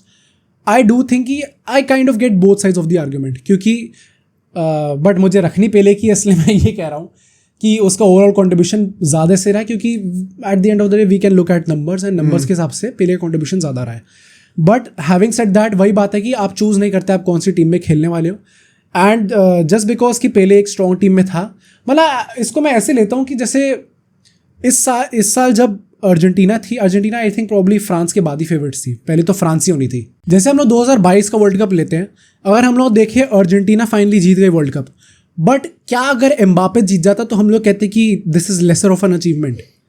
हम नहीं कहते, क्योंकि अल्टीमेटली वर्ल्ड कप जीतना ही बात होती है। कि आपने वर्ल्ड कप जीत गए ना। आई थिंक एम्बापे का कंट्रीब्यूशन रहा भी था अच्छा, नॉट सेइंग कि ग्रीजमैन का नहीं रहा था, ग्रीजमैन ज्यादा बेटर प्लेयर। आई थिंक इसमें ये बात नहीं है कि लेसर ऑफ एन अचीवमेंट है कि नहीं है, इसमें बात ये है कि अगर अब जब मेसी वर्ल्ड कप जीत गया है तो उसकी वैल्यू आई थिंक ज्यादा है एज अपोज टू अगर एम्बापे वर्ल्ड कप जीता होता तो। ओके, मतलब नॉट ओनली बिकॉज कि वो मेसी बड़े चाचा का प्लेयर है और वो नैरेटिव वैसा था कि मतलब पूरी लाइफ में एक बार तो वर्ल्ड कप जीते, और एम्बापे को फ्रैंकली पहले 2 वर्ल्ड कप में 2 वर्ल्ड कप मिल जाते, उसके बेसिस पे नहीं कह रहा हूँ, but simply because of the impact that he had. Okay, मुझे लगता है कि अगर मेसी वर्ल्ड कप जीता है तो वो एक ज्यादा वन मैन जॉब लगती है, कैरी जॉब लगती है, एज अपोज टू से एम्बापे। मतलब मुझे इसमें ऐसा लगता है कि यार देखो, जो इट डिपेंड्स ऑन कि आप क्या रोल प्ले कर रहे हो।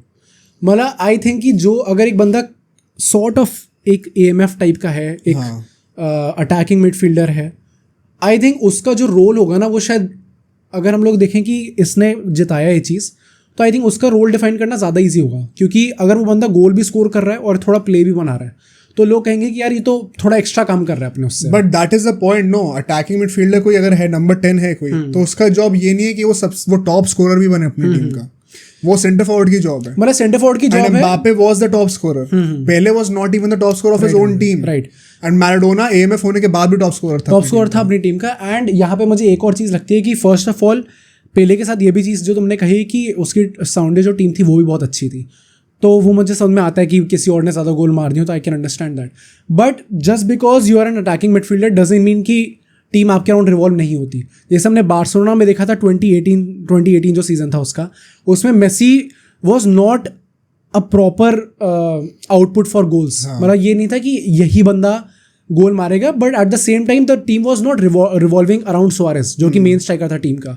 The team was again build for Messi to score. ये तो था ही कि अल्टीमेटली मेसी की सबसे ज़्यादा गोल्स आएंगे, and obviously he is also midfielder, तो असिस्ट भी ज़्यादा यूज़ के आएंगे। सो आई थिंक कि समटाइम्स बीइंग अ स्ट्राइकर आपकी जॉब थोड़ी सी काइंड ऑफ डिसरिगार्ड कर दिया जाता है आपकी जॉब को, क्योंकि अगर आपके गोल ज़्यादा नहीं आते, क्योंकि अनलेस एंड अनटिल आपके अराउंड टीम प्रॉपरली बिल्ट हो, then I think it's not necessary कि आप ही सबसे ज़्यादा गोल्स मारोगे।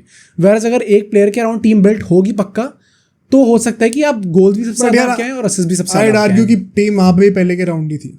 मतलब हो सकता है। दूसरी बात ये कि अगर मैं, हाँ ये बात एकदम सही है कि अगर तुम एक अटैकिंग मिडफील्डर हो, specially of the calibre of Messi and Maradona, तो नेचुरली तुम्हारे गोल असिस्ट में ज़्यादा आउटपुट के ज़्यादा चांसेस होंगे, तुम नॉर्मल इंसान से ज़्यादा कन्वर्ट करोगे, वो तुम्हारी ब्रिलियंस है, तो तुम्हारा एक ओवरऑल एक इम्पैक्ट या फिर कॉन्ट्रीब्यूशन टुवर्ड्स द टीम ज़्यादा दिखेगा on paper as oppose to a centre forward.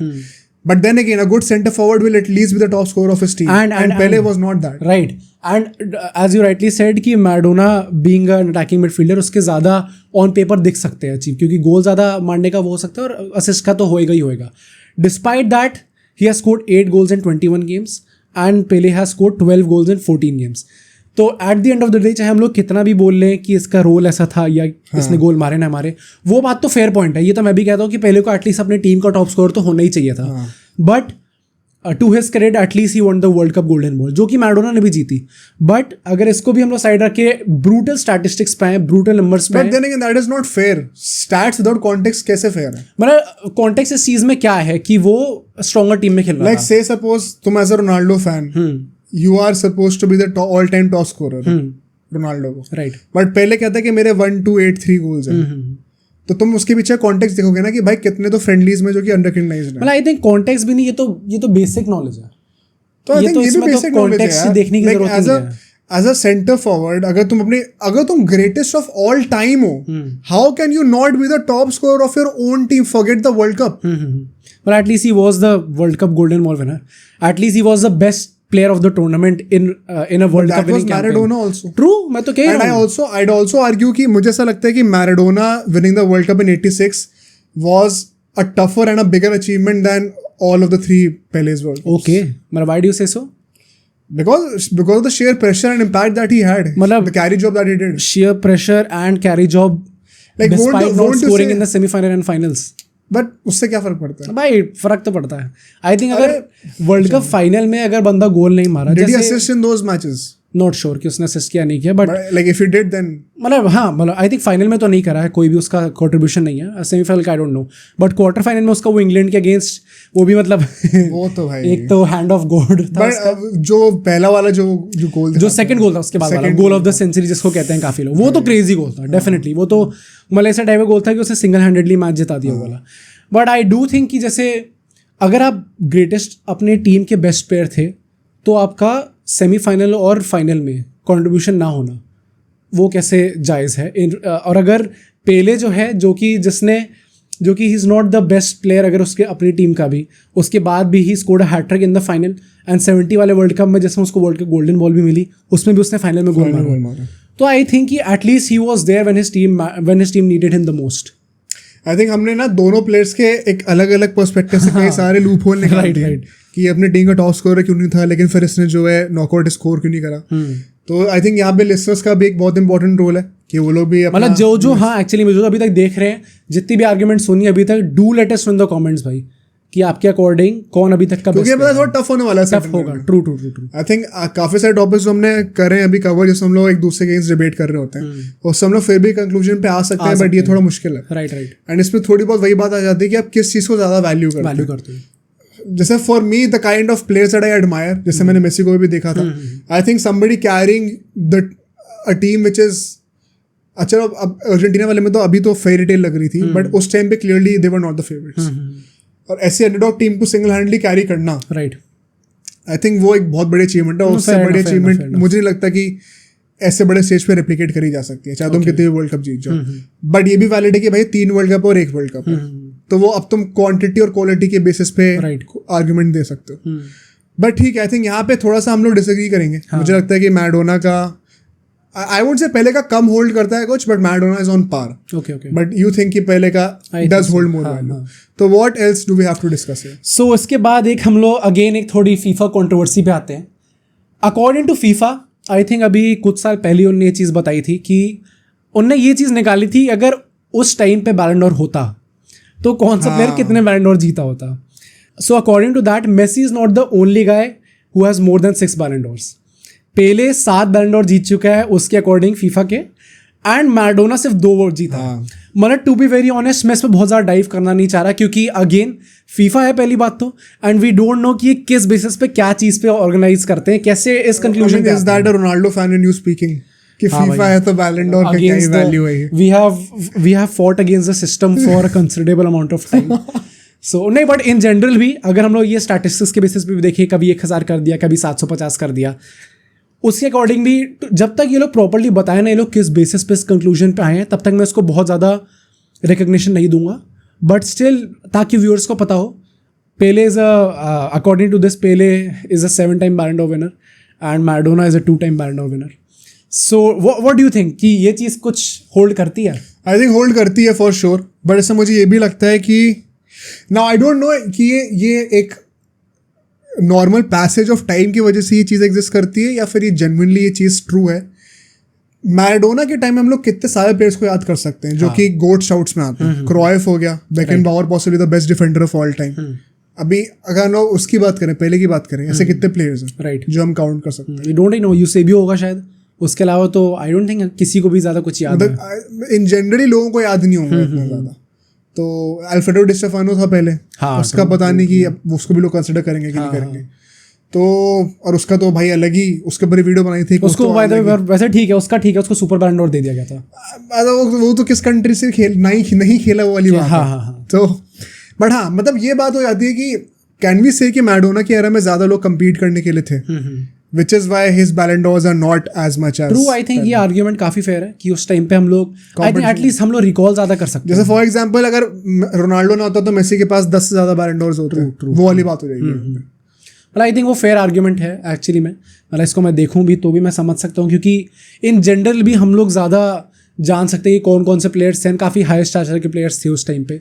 Where as I think अभी हम लोग ग्लोबल इम्पैक्ट पे भी आएंगे, मेरा वो भी पॉइंट है उसका. But as far as Pele is concerned, उस एरा में आई थिंक उसका कुछ कॉम्पीट करने का कोई था ही नहीं ऐसा बंदा जो कि इसके लेवल पे कॉम्पीट कर सकता है. और that is what you know is being projected in the media. जितना हमारे पास रिसोर्सेज हैं और जितना आज के टाइम पे इंटरनेट पे इन्फॉर्मेशन अवेलेबल है, लगता तो यही है भाई. हाँ राइट. ऑफ कोर्स अब आज से 60-70 साल पहले क्या हुआ था वो हम सब तो नहीं जान सकते, बट जितना पता है उससे तो यही लगता है. इससे पता ही लगता है. एंड आई थिंक वही बात है कि इसको थोड़ा स्किप करते हैं इस चीज़ को. बहुत ज़्यादा रिकग्निशन देने की ज़रूरत नहीं है इस चीज़ को. अगर हम लोग बैलन डॉर्स को तो क्यों रिकग्निशन दी जाएगी. अगर हम दुबई डॉर को देंगे हम लोग, दुबई डॉर ज़्यादा सही है. बट अगर हम लोग गोल टैली पाएँ ओवरऑल, अगेन बहुत फेमस गोल टैली है. मैं जो फीफा रिकग्नाइज करता है एज ऑफ नाउ मैं उस पर जाऊँगा. Pele has scored 767 goals in 841 matches, whereas Maradona has scored 345 goals in 692 matches. I think goal majority यहाँ पे obviously पेले की बेटर है, but then again Maradona जो था वो attacking midfielder था, तो obviously it's not fair to expect कि वो इतने ज़्यादा देगा. Let's come to assists. Assist अगर हम तो देखिए officially, not official bye the वे, क्योंकि मैं ऑफिशियली कह रहा हूँ, सॉरी ये ऑफिशियल नहीं है, क्योंकि मैंने कहाँ पे भी देखा ना फीफा स्टैटिस्टिक्स प्रोवाइड कर रहा है कि इन्होंने ऑफिशियली कितने असिस्ट दिए, ना कोई और प्रॉपरली प्रोवाइड कर पा रहा है इस चीज़ को. तो अगर हम लोग नॉट ऑफिशियल देखें जो एक जनरल कंसेंसस है लोगों के बीच में, मैराडोना ने 240 असिस्ट दिए उसके अकॉर्डिंग एंड पेले ने 362 असिस्ट दिए. अगेन मुझे लगता है कि ये इसमें तो मैराडोना का बेटर निकल के आ रहा है ना, एवरेज बेटर निकल के आ रहा है. बट देन अगेन मतलब Pele was obviously has played more matches, but he has scored around कितने 300 अराउंड 400 मोर गोल्स. यार एक्चुअली वो भी थोड़ा सा क्यूट चीज लगती है. जैसे for example Ronaldo has more assist than Xavi, Iniesta, Busquets. तो वो तो है ही, जो बंदा बॉक्स में ज्यादा अवेलेबल होता है उसको असिस्ट भी ज्यादा देने का चांस मिलता है. मतलब as an overall playmaker I am not questioning Maradona, क्योंकि आई नो कि उस चीज में ऑब्वियसली बेटर होगा क्योंकि वो स्पेशलाइज उस चीज में करता है. And then again I am not expecting Maradona to score those many goals. यहाँ पे फिर से वही आर्गुमेंट आती है कि दोनों डिफरेंट टाइप के प्लेयर्स हैं. बट अगर हम लोग रॉ स्टैटिस्टिक्स पे जाएं तो आई थिंक यहाँ पे भी पहले सरपास करता है. आई थिंक स्टैटिस्टिक्स तो हर एरिया में ही, पहले चाहे कंट्री क्लब कुछ भी हो, पहले का एज तो है ही. राइट. नॉट जस्ट बिकॉज उसने ज्यादा मैचेस खेले, बट उसका हाँ गोल वगैरह में ज्यादा है आउटपुट. तो यहाँ पे हमने स्टैटिस्टिक्स की बात करी एंड आई थिंक यहाँ पे बहुत ज़्यादा और कुछ डिटेल स्टैटिस्टिक्स है नहीं जिसमें हम लोग अंदर जाएंगे और कुछ अलग कंसेंसस पे निकल आएंगे. एक है मेरे पास. ओके. पहली बात तो ये कि मैं कहूँगा जैसे कि कई सारे लेजेंड्स, मैंने कई लोगों के इंटरव्यू देखे, बिकॉज हमारे पास एटलीस्ट फॉर पहले फर्स्ट हैंड डेटा बहुत कम है, बहुत कम वीडियोस रिकॉर्ड हुई है उस टाइम की. तो मैंने कई सारे लेजेंड्स के इंटरव्यू देखे, कई सारे फेमस जर्नलिस्ट के इंटरव्यू देखे, एंड टू माय सरप्राइज काफी मेजॉरिटी के साथ लोग मैराडोना को सपोर्ट करते हैं. ट्रू. मतलब इवन गाइस जो कि आज के टाइम पे काफी रेलेवेंट है, गैरी लिंकर को तुम ले लो. गैरी लिंकर है, रियो फर्डिनेंड है, ये सब लोग मैराडोना कैंप में ही है. मतलब कहते हैं कि मैंने देखा ही नहीं था ऐसा कुछ. इनफैक्ट गैरी लिंकर तो बहुत सालों से मेसी को मतलब फेवर करता है और Ronaldo, but until he won the world cup तब तक वो मेंटेन करता था कि मेसी सेकंड है, मैराडोना फर्स्ट था. अब उसने अपना चांस थोड़ा चेंज कर लिया. तो आई थिंक मैंने जितने भी लेजेंड्स के अकाउंट सुने हैं जो कि जिन्होंने फर्स्ट हैंड खेलते हुए देखा है इन प्लेयर्स को, वो सब लोग यही कहते हैं कि भाई जो चीज़ें मैराडोना पिच पे करता था वो मैंने किसी और को करते हुए नहीं देखा। ओके तो अगर मैं सिर्फ आई टेस्ट की बात करूं, आई थिंक वहां पे Maradona, not my eye test but the players who have played in that era, वो लोग मैराडोना को फेवर करते हैं। मतलब to be honest I can't really question that and counter that, क्योंकि ऑब्वियसली जो प्लेयर्स ने देखा उनको वो हमसे तो ज़्यादा ही जानते हैं, तो I wouldn't question their judgement. Although I would still say कि अगर कोई बंदा एक प्ले मेकर होता है, एक बंदा एक फॉरवर्ड होता है, देर आर मैनी थिंग्स जो कि फॉरवर्ड की अंडरमाइन की जाती है एज ऑफ प्ले, अगर हम लोग प्ले मेकर से वो ब्यूटी जो होती है गेम की, वो आप कंट्रीब्यूट करने का ज़्यादा just because of the fact कि बहुत विजिबल होती हैं वो चीज़ें, जो कि मेसी चीज़ें जो कंट्रीब्यूट करता है जिस वे में, एंड रोनाल्डो जिस वे में कंट्रीब्यूट करता है, इट इज़ वेरी पॉसिबल कि आई थिंक जो लाटर स्टेजेस ऑफ द करियर में जिसमें Ronaldo out and out centre forward बन गया था, उसमें जिस तरीके से वो टीम को कंट्रीब्यूट करता है, वो आई थिंक जब तक कोई बंदा डीप डाइव करके नहीं दिखेगा ना फुटबॉल, उसको चीज़ें शायद समझ में ना आए, सुंदर नहीं लेंगे वो चीज़ें, एंड शायद उतनी महत्व नहीं देंगे लोग चीज़ों को। Like there are many things that a centre forward does if he does not end up scoring a goal in the match. Like अगर वो प्रेस कर लेगा, ज़्यादा प्रेस करेगा, हो सकता है कि 3-4 लोगों ने, जैसे अभी कुछ टाइम पहले I was looking at one of Haaland's matches, उसमें कुछ ऐसा था कि कुछ 3 लोगों ने हालैंड पे कवर कर रखा था, बट उस टाइम पे किसी और के लिए ओपनिंग बन गई, गोल मारने की। There are many things that a forward does जो कि आपको शायद देखने में पता ना लगे, बट वो करता है वो चीज़ें। बट देन अगेन कुछ ये चीज़ें जो कि मेसी करता है, जो कि एकदम ऐसे पागलों वाले पासेस जो होंगे, जैसे जिनको नहीं पता, अगर आप मेसी का MLS डेब्यू का गोल देखें, क्या था वो क्या गोल था भाई, मतलब उसने क्या पास कर दिया था वो, तो उसको देखोगे तो आपको लगेगा कि भाई ये तो कुछ आउटरेजियस चीज़ कर दी इसने, एलियन लेवल चीज़ कर दी, आउट ऑफ दिस वर्ल्ड। तो वो चीज़ें जो हैं वो ज़्यादा क्वान्टिफाइबल होती हैं। But then again don't you think कि इट इज़ नॉट अबाउट, क्योंकि देखो जो तुमने कहा कि सेंटर फॉरवर्ड ऐसे प्लेयर्स को अट्रैक्ट कर रहा है, स्पेस क्रिएट कर रहा है, वो हर सेंटर फॉरवर्ड का जॉब है। अब वो करता है कि नहीं वो अलग बात है, बट फॉर एग्जाम्पल जो तुमने मेसी का MLS डेब्यू कहा था, that is not what a creative playmaker does every time. That is something abnormal. मतलब abnormal है, and मतलब I wouldn't say कि उसकी ड्यूटी नहीं है वो चीज़ करना, उसकी नहीं ड्यूटी तो है, बट you can, तुम अपनी ड्यूटी उस लेवल तक तभी फुलफिल कर सकते हो अगर तुम उस लेवल के टैलेंट केपेबल हो। ट्रू। आई थिंक मैराडोना था, इसीलिए लोग कहते हैं, एंड वो था उस लेवल का, बट यहाँ पे जैसे उसने वो टाइप का एक पागलों वाला पास दे दिया मेसी ने, यहाँ पे मतलब can we really question then कि अगर हम पेले की बात करें, उसकी जो गोल स्कोरिंग एबिलिटीज थी as a forward, what he contributed as a forward, 767 goals मारना इन 841 मैचेस समथिंग, भाई this is a crazy output, बहुत ही ज़्यादा तगड़ा आउटपुट है ये। तो आई डू थिंक कि यहाँ पे फॉरवर्ड्स को थोड़ा कम इस लेवल पे माना जाता है, या थोड़ा कम रिकग्निशन मिलता है, and Fairlie I don't really question that, क्योंकि मेरे को समझ में आता है लोग क्यों करते हैं चीज़। मैं खुद इस चीज़ में करता था पहले, तो आई वुडंट क्वेश्चन दैट। तो मतलब यहाँ पे भी आई वुड स्टिल से कि यहाँ पे मैं इस चीज़ को क्वेश्चन नहीं करूँगा, and I don't really have a counter argument against that, क्योंकि वो लोग ज़्यादा जानते हैं मुझसे, उन्होंने ज़्यादा प्रॉपरली देखा है। तो इस आर्ग्यूमेंट में तो आई वुड स्टिल से कि हाँ Maradona, I think I test में we can have a consensus कि मैराडोना आई टेस्ट में तो ले जाता है, right, but this is not the final end of the debate. अभी यहाँ पे और भी चीजें हैं। तो एक और चीज जो मैं कहूंगा before coming to that stat, जो कि पॉसिबली लास्ट स्टैटिस्टिक होगा हमारे इस डिबेट का, जैसे कि कई सारे प्लेयर्स ने जिनका भी हमने नाम लिया, जिन्होंने आई टेस्ट करके दिखाया है, वो उन्होंने ये भी कहा है, एंड ये मेरे लिए थोड़ा सा शॉकिंग था। जैसे कार्ल हाइंस रूमेनिक की हम लोग बात करते हैं, जो लोग यहाँ पे ई फुटबॉल खेलते हैं उनको बहुत अच्छे से पता होगा रूमेनिक कौन है। इसके ऊपर हमने एक वीडियो बनाई थी, अब चेक कर लेना डिस्क्रिप्शन और कार्ड्स में, ऑफ कोर्स दे देंगे आप लोगों को। तो Rummenigge has also been a Ballon d'Or winner, बहुत तगड़ा प्लेयर रहा है अपने टाइम का, और वो मतलब मैराडोना के जनरेशन में थोड़ा ज़्यादा फॉल करता है, somewhere in between but towards Maradona's generation. तो उसने भी ये चीज़ कही कि मैराडोना ने अलग अलग क्लब्स में जाके अपने आप को प्रूव करा है, specially in Europe, right, but पहले ने वो चीज़ नहीं करी है। अब अभी तक मैं इस नोशन में था कि पहले के एरा में of course Europe was not what it is right now, तब ब्राज़ील की लीग्स बहुत अच्छी होती थी, तो वहाँ पे रहना बनता था, क्योंकि वहाँ पे टॉप फ्लाइट फुटबॉल था। But then again I thought much more deeply about this, और फिर मुझे ऐसा लगा मैराडोना 76 में डेब्यू करा है एंड पहले 77 में रिटायर हुआ है, तो थोड़ा बहुत तो ओवरलैप था। कैन वी से कि पहले के पास शायद चांसेस थे to go to a better league, but वो उस कॉन्टेंट में मूव आउट नहीं करा, not move out of his comfort zone. Right, मुझे ऐसा लगता है इस चीज़ में कि काफ़ी लोग ये आर्ग्यूमेंट लेके आते हैं पहले के अगेंस्ट कि ये सही लीग्स में नहीं खेला। अब मुझे अभी तक ये चीज़ इनवैलिड लगती थी, बट क्योंकि अब प्लेयर्स ने ये कहा है, मैंने इंटरव्यूज देखे, तो मैं सोचने पे मजबूर हुआ थोड़ा। मतलब what I think about this is कि मैडोना ने भी अपना मतलब कुछ टाइटल्स, आई थिंक जैसे 3 लीग टाइटल वो जीता है, and I think 1 league title वो बोका जूनियर्स के साथ जीता था in the Argentine league. Like for overall 11 club trophies हैं उसके पास, और उसमें से वो सीरिया ट्वाइस जीता था। हाँ राइट, एक बार बार्सिलोना से वो एक बार भी लीग टाइटल नहीं जीता, अर्जेंटाइन लीग जीता था वो बोका जूनियर्स के साथ in his early days. Obviously I think कि एक तो पेले के साथ ये चीज़ आती है कि starting of his career I think तब तो ब्राजीलियन लीग टॉप मोस्ट पे थी, and towards the latter stages of his career, जैसे मान लो 1977 में एज यू सेड कि उसने रिटायरमेंट ले लिया, by that time I think already काफ़ी प्लेयर्स जो हैं वो इधर उधर घूमना स्टार्ट कर देते हैं अपनी।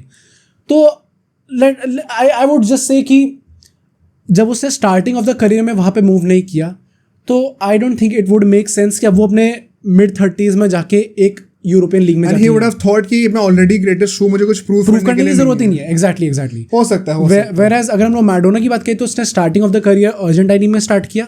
अगेन आई वुड से कि उस टाइम पे अर्जेंटाइन लीग में काफ़ी ज़्यादा फेमस थी। इट्स नॉट लाइक कि Boca Juniors is still a very well respected club.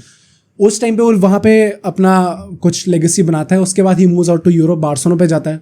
Barcelona के आई वुड से कि was not that big of a success when he was in Barcelona. मैं कहूँगा इंडिविजुअल स्टैटिस्टिक्स मैंने देखे थे तो they were good, but trophy wise उतना अच्छा नहीं था। मतलब लीग टाइटल नहीं जीता जैसे वहाँ पे, बट फिर नेपोली जब जाता है, एंड उस टाइम पे by the way mind you Serie A में that was one of the top leagues उस टाइम पे, बहुत टॉप लेवल के डिफेंडर्स थे, एंड जो हम लोग कहते हैं ना Serie A is one of the best defensive leagues in the world. इस टाइम पे स्कोर करना भी बहुत मुश्किल है, उस टाइम पे स्कोर करना बहुत डिफिकल्ट था। तो मतलब यहाँ पे 6 लीग टाइटल जीता था सैंटोस के साथ, अपना 4 जीता था, एंड बाकी जो थे वो न्यूयॉर्क कॉस्मोस के साथ समथिंग जीता था।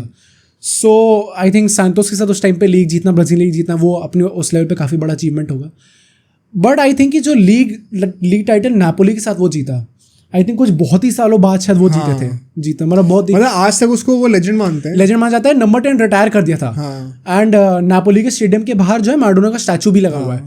तो उस टाइम पे आई थिंक जो उसने नापोली के साथ अचीव किया 2 league title, I think that was a crazy achievement. बहुत ही ज़्यादा उस लीग में जाके जीतना जहाँ पे इतने तगड़े तगड़े डिफेंडर्स थे। तो आई वुड मतलब मुझे again I would not want to disregard what Pele has achieved with Santos, but then again I can't help but recognise मैराडोना's achievement मोर। क्योंकि यहाँ पे मैं एक और चीज़ कहूँगा कि नोटिस हाउ मैराडोना का वर्ल्ड कप विद अर्जेंटीना वो उसकी इंटरनेशनल लेगेसी हो गई, and his success with Napoli, मतलब दोनों जहाँ पे वो इक्वली रिवॉर्ड है। बट तुम पहले के बारे में उसके क्लब अचीवमेंट्स के बारे में कभी बहुत ज्यादा नहीं सुनोगे। पर आई थिंक वो इसलिए भी नहीं सुनेंगे क्योंकि because the age that we live in. But still यार आई थिंक कि अगर उसके वर्ल्ड कप इतने ग्लोरीफाइड हैं, आई थिंक थोड़ा अगर उसने कुछ एक्स्ट्रॉर्डिनरी ऐसा कुछ करा होता, आई थिंक उसको उस चीज़ की भी रिकग्निशन मिलती। मतलब अगर हम लोग वर्ल्ड कप गोल्स हटा भी दें, उसके इंटरनेशनल स्टैटिस्टिक्स हटा भी दें, तो भी ही has scored something 800 something goals, and despite that he has not his club career has not gotten that recognition. मतलब आई थिंक यहाँ पे 2 चीज़ें हो सकती हैं। एक तो ये है कि मैराडोना के साथ ये चीज़ इसलिए भी है क्योंकि first of all obviously Argentina तो एक मेजर नेशन है ही, तो वो चीज़ रहेगी, एंड जिस तरीके से वर्ल्ड कप जीता वो भी फ़र्क पड़ता है उस चीज़ पे। सेकेंडली आई थिंक जिस एरा में हम लोग रह रहे हैं, इनफैक्ट जिस एरा में ये रियो फर्डिनेंड, गैरी लिंकर, फ्रांस बैकेनबॉयर ये सब भी आए हैं, जिन लोगों ने बोला है मैराडोना के बारे में, जब ये लोग खेल रहे थे तो यूरोप जो है वो टॉप लीग्स में था।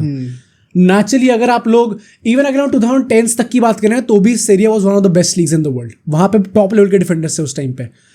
तो आई थिंक नेचुरली वहाँ पे उस चीज़ को ज़्यादा रिकग्निशन मिलना is very natural. And secondly I think what goes against Pele is कि आपका इंटरनेशनल करियर इतना ज़्यादा हाइप्ड है कि आपका जो बाकी अचीवमेंट्स थे वो थोड़े कम हो गए। बट आई स्टिल फील मतलब आई डोंट थिंक कि अब मेसी का करियर इन हाइंडसाइट अर्जेंटीना के उसके जो जितने भी स्टारी मोमेंट्स हैं वो कभी उसके बार्सिलोना करियर को ओवरटेक करेंगे। वो तो कर ही नहीं सकते क्योंकि आई थिंक जो एक तरीके से उसका जो जैसे पेले के साथ द थिंग इज कि मेसी का एकदम एंड सर्कल में आके चीज होनी स्टार्ट हुई। हाँ राइट, उसने पहले सब अचीव किया क्लब लेवल पे, उसके बाद उसने जाके यहाँ पे करा।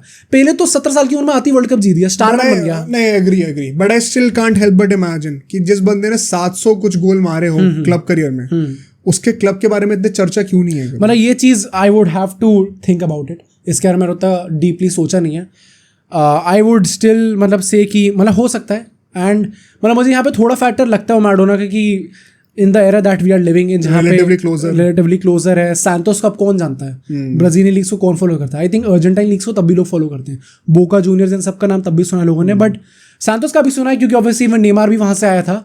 बट आई डोंट थिंक कि ब्राजीलियन लीग इस टाइम पे अर्जेंटाइन लीग के लेवल पे भी है, लेट अलोन यूरोप। तो आई स्टिल थिंक कि वहाँ पे थोड़ा शायद अंडरमाइन किया जा रहा है उसके अचीवमेंट्स को। मगर आई थिंक अगर कुछ खास ऐसा अचीव ना भी किया हो, अगर उसका इतने गोल टैली है भी, तो भी आई think it's a big achievement. मतलब और यहाँ पे मैं ऑफ कोर्स ट्रू, और यहाँ पे मैं अगर to finish off the eye test जो हमने बात कही थी, उसमें ऐसा मुझे लगता है क्लियर मेजोरिटी इस चीज़ पे है, कंसेंसस है कि मैराडोना की क्रिएटिविटी और पासिंग एंड पेले का हेडिंग एंड फिनिशिंग, वो उन दोनों के स्ट्रॉन्ग पॉइंट्स हैं। राइट। उसके बाद जितनी भी चीज़ें हैं, इनफैक्ट कई लोग तो कहते हैं कि ड्रिबलिंग भी पहले की वॉज रियली गुड। तो ऐसे नहीं कि तुम मैराडोना को ब्लाइंडली वो चीज़ दे दोगे। तो काफ़ी सारे aspects of the game debatable हो जाते हैं, फिजिकल स्ट्रेंथ, अपना ड्रिबलिंग वगैरह हो गई। बट एक चीज़ जो मैंने स्टैटिस्टिकली नोटिस करी थी वो ये थी कि एक तो ना ये नैरेटिव का ये एक मुझे फैक्ट लगता है, जैसे जैसे टाइम बढ़ता है वैसे वैसे ह्यूमन बॉडी भी और जितने भी स्पोर्ट्स होते हैं उनका डिमांड्स बढ़ते जाते हैं। हाँ, ट्रू। तो जो प्लेयर्स आज की जनरेशन में वो फिटर हैं एज अपोज टू पिछले जनरेशन में प्लेयर्स। तो यहाँ पे एक स्टैट था कि जब मैराडोना का जो एरा था, वहाँ पे a player on an average, a football player on an average 4.97 miles cover करता था हर गेम में। ओके। और पहले के एरा में 2.48 माइल्स होती थी, ऑलमोस्ट आधा है। तो जो फिजिकल कैपेसिटीज है, एंडोरेंस है, राइट, वो सब चीज़ों में आई थिंक पहले Maradona definitely statistically because of different eras and जैसे ह्यूमन रेस प्रोग्रेस करती है, ये स्टार्ट अगर मैं आज के टाइम में बताऊं तो ये और भी ज़्यादा है। आई थिंक अब तो इस टाइम पे कुछ ऐसा है कि 9 kilometre something on an average footballer एक गेम में कवर करता है। तो हाँ, मतलब बहुत इजीली वो ओवरटेक कर सकते हैं उस चीज़ को। तो उस वजह से भी आई थिंक कि फिजिकली जितने भी आपके स्किल सेट रिक्वायर्ड होते हैं, टेक्निकल की बात नहीं कर रहा हूँ मैं, उसमें आई थिंक मैराडोना नेचुरली एक एवोल्यूशनरी बेसिस पे एक एडवांटेज पे था। एंड वो चीज़ आई थिंक आई टेस्ट में भी काउंट होगी कि भाई ये चीज़ें उसके फेवर में जाती हैं। हाँ, मेक सेंस। बट हाँ, मतलब आई थिंक ये पॉइंट्स मुझे लगते हैं। इसके बाद मैं कहूँगा कि यार अगर हम लोग सब्जेक्टिव चीज़ों पे हैं, हमने स्टैटिस्टिकल चीज़ों की बात कर ली, ये लड़ाई क्यों होती है ये बात कर ली, अगर मैं सब्जेक्टिव चीज़ों पे आऊँ जहाँ पे हम लोग और नैरेटिव्स के बारे में डिस्कस कर सकते हैं, do you have anything first? मतलब first of all I would like to ask you, in fact मैं भी इस चीज़ पर आ रहा था कि who do you think has had a bigger global impact? It's very tough. मतलब आई थिंक ये क्वेश्चन इनफैक्ट मैं पॉसिबली एंड में ही आंसर कर पाऊंगा। Okay. बट अगर मैं अभी बोलूँ, पहले तो मुझे जो सब्जेक्टिव पॉइंट्स लगते हैं मैराडोना के बेसिस पे, first is leadership. I think उसकी लीडरशिप एक ऐसी चीज़ थी जो कि पहले से मुझे लगता है कि which is why I said कि जो इम्पैक्ट वो क्रिएट करता था टीम में, आई थिंक वहाँ पे वो वन अप करता है पहले को। आई थिंक उसका जो लीडरशिप इम्पैक्ट रहा है, जिस टाइप का फिगर था, थोड़ा आउटस्पोकन टाइप का भी था, आई थिंक वो उस क्वालिटी में तो फुटबॉल में वो सरपास करता है पहले को। एंड अगर मैं यहाँ पे एक और चीज़ की बात करूँ जो कि मुझे थोड़ी इंटरेस्टिंग लगी थी, अर्जेंटीना में मैराडोना का जो क्रेज था, मतलब जो हम लोग चीज़ मेसी के लिए देखते हैं आफ्टर द वर्ल्ड कप, ये for the longest of times पिछले 30-40 सालों तक मेंटेन थी ये चीज़ मैराडोना के लिए, टू द पॉइंट कि मेसी जैसे प्लेयर को लोग गालियां देते थे, उसके पुतले जलाते थे। तुम सोच सकते हो इतना पागलपन एक प्लेयर के लिए। इनफैक्ट उसको वो ड्रग केस में वो गिल्टी पाया गया था, उसको पनिशमेंट नहीं दी गई, उसको जेल जा रहा था, उसको रोक दिया गया था उसी वैन को वहीं पे, पब्लिक, क्योंकि पब्लिक कितना प्यार करती थी, राइट, पब्लिक ने मना करती थी। इस लेवल का unreal hold on people I think ये पहले के पास नहीं था। मतलब मुझे ऐसा इस चीज़ में लगता है कि जैसे अगर हम लोग उनकी कंट्रीज़ की बात करें, I think Maradona definitely had a bigger impact on Argentina as far as if we compare Pele and Brazil. And this is very interesting because Pele is supposed to be the greatest footballer of all time. True. But अगर मैं आपको बताऊँ यहाँ पे जो greatest sportsman का award होता है ब्राजील में उस टाइम पे, वो पेले को नहीं मिला था। Okay. सेना नाम का एक प्लेयर था, SENNA, ये स्पेलिंग थी उस प्लेयर की, जैसे ही प्रोनाउंस करना कर लो। उस इंसान को दिया गया था ग्रेटेस्ट स्पोर्ट्समैन ऑफ ब्राजील का अवार्ड ओवर पेले। एंड ऐसा कई लोग कहते हैं कि पेले कभी ना उस मतलब ब्राजील की क्राउड के ऊपर, पब्लिक के ऊपर, जनता के ऊपर वैसा होल्ड क्यों नहीं पा पाया, बिकॉज जो वैल्यूज उसका करियर रिप्रेजेंट करता है ना, वो ब्राजील के साथ I know, हाँ, I also thought about this. मतलब कई लोग कहते हैं कि गरिंचा को ज्यादा बड़ा लेजेंड माना जाता है as oppose to Pele in Brazil. And then again वो नाम दोबारा यहाँ पे आएगा गरिंचा का। वाई? बिकॉज हम सब जानते हैं, अभी हमने 2022 वर्ल्ड कप में भी देखा था, हर गोल मारने के बाद डांस कर रहे हैं, हाँ। अपना फुटबॉल एंजॉय कर रहे हैं। एंटी नहीं कह रहा मैं फिजिट स्पिनर बनूंगा क्योंकि this is how I enjoy, मेरा कल्चर यही है। तो apparently people say कि वहाँ पे ऐसा sentiment है public में कि Garrincha represents the joy of playing football. हाँ. Playing football because you like to play it. And Pele represents just winning. And Brazilian culture is not about winning. पर मुझे specifically इसमें ये चीज़ कहनी थी, I know about this कि ये culture है. Brazil is supposed to just enjoy football. वहाँ पे लोग ही ऐसे हैं कि as far as you enjoy football, we are fine with you not winning as well. जब तक वो फ्लेयर दिख रहा है हमें ब्राज़ील फ्लेयर, इसलिए हम लोग उस चीज़ को इतना रिवर्ड है वो all around the world. Like just one more point है, दिस विल ऑल्सो एक्सप्लेन, जितने भी लिसनर्स हैं यहाँ पे, शायद आपको अब एक आंसर मिल जाए क्यों रोनाल्डिनो इतना टैलेंटेड होने के बाद भी ग्रेटेस्ट ऑफ ऑल टाइम नहीं बन पाया. राइट. क्यों नेमार इतना टैलेंटेड होने के बाद भी ग्रेटेस्ट ऑफ ऑल टाइम नहीं बन पाया. इनमें वो भूख नहीं होती, इनको सिर्फ एंजॉय करना होता. राइट. और वो ये चीज फुलफिल करके अपना पूरा एंजॉय करते हैं करियर.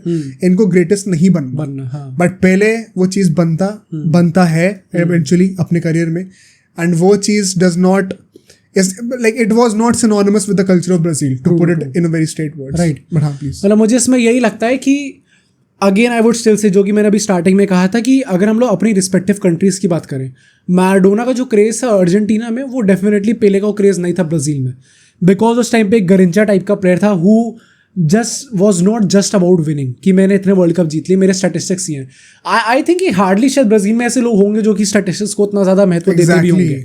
इट्स जस्ट अबाउट कि आपकी फ्लेयर कैसी थी उस टाइम पे, जो कि उस टाइम पे गरिंचा वॉज अबाउट दैट कि आपकी ब्राज़ील फ्लेयर है, you are enjoying football. Versus Pele का उस टाइम पे था कि मेरे को जीतना है, मेरे पास इतने गोल मार दिए मैंने, मेरे पास स्टैटिस्टिक्स ही हैं, मैं 3 वर्ल्ड कप जीत चुका हूँ. तो आई थिंक वहाँ पे ब्राज़ील में एज फार एज कंसर्न और अपना मैराडोना अर्जेंटीना में बिगर इम्पैक्ट मैराडोना का था. I think all around the world देखा जाए उस चीज़ को तो I think Pele has had a bigger impact. इसलिए मैं कह रहा था कि global impact I think Pele का बेटर रहा है. Because I think Pele kind of, मतलब आई नो कि no player is bigger than the sport, but I think कि एक स्पोर्ट को फेमस कर देना ना उस लेवल पे, उसके लिए कोई ना एक पर्सनालिटी चाहिए होती है उस टाइम पे. जैसे अगर हम लोग इंडियन फुटबॉल की बात करें तो Sunil Chhetri has been that guy जिसने इंडियन फुटबॉल को काइंड ऑफ फेमस कर दिया कि जो बंदा फुटबॉल देखता भी नहीं है इंडियन फुटबॉल, उसे सुनील छेत्री पता होगा. आई थिंक फुटबॉल को, I know football was famous, उससे पहले भी एक ग्लोबल स्पोर्ट रहा है, बट उस लेवल तक लेके जाने में पेले का काफ़ी बड़ा हाथ था. क्योंकि एक वो स्टोरी भी थी कि भाई एक पुअर बैकग्राउंड से बंदा आ रहा है, इसके ऊपर भी, हाँ ट्रू मैं जानता हूँ उस चीज़ को. एक पुअर बैकग्राउंड से बंदा आ रहा है, वो इस लेवल पे, इस हाइट्स पे पहुंच रहा है. सब लोग, सारे सेलिब्रिटीज उस टाइम पे, सारे लोग इन जनरल वो काफ़ी बाय इन कर रहे हैं स्टोरी पे, एंड मतलब they kind of feeling relatable इस चीज़ से. इट्स सो फनी हाउ हम लोग 2 प्लेयर्स की बात कर रहे हैं कि ऑन फील्ड बेस्ट कौन था, but we can't, it is impossible to separate the societal narratives that shape their career. Right.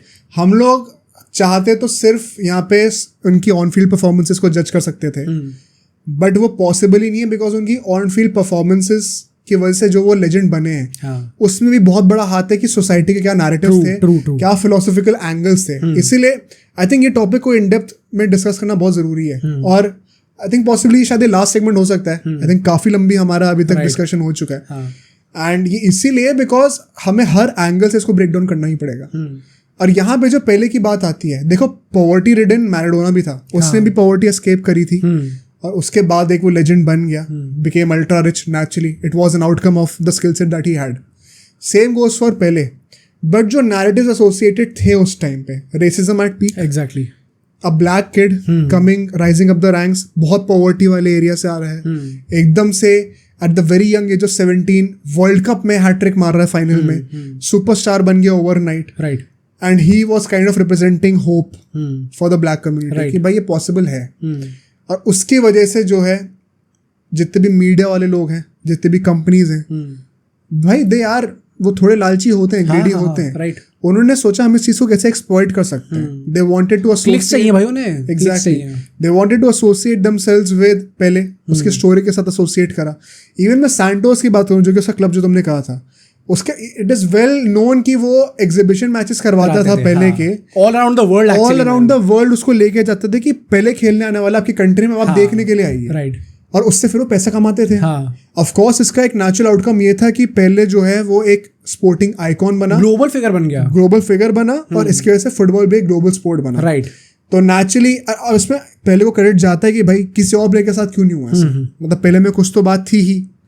but it is not just about his performance. True. Agreed. It is about so many societal narratives that played into his destiny, I would say. He was born that way. And his story was, जैसे वो Indian idol में नहीं कहते कि वो गरीब बच्चा आया और रो रहा होता है उसको वो आता है. Of course मैं डिमीन नहीं करना चाहता पहले करियर को, बट एक बहुत एग्जैजरेटेड वर्जन उसका वो इंडियन आइडल कह सकते हैं. True.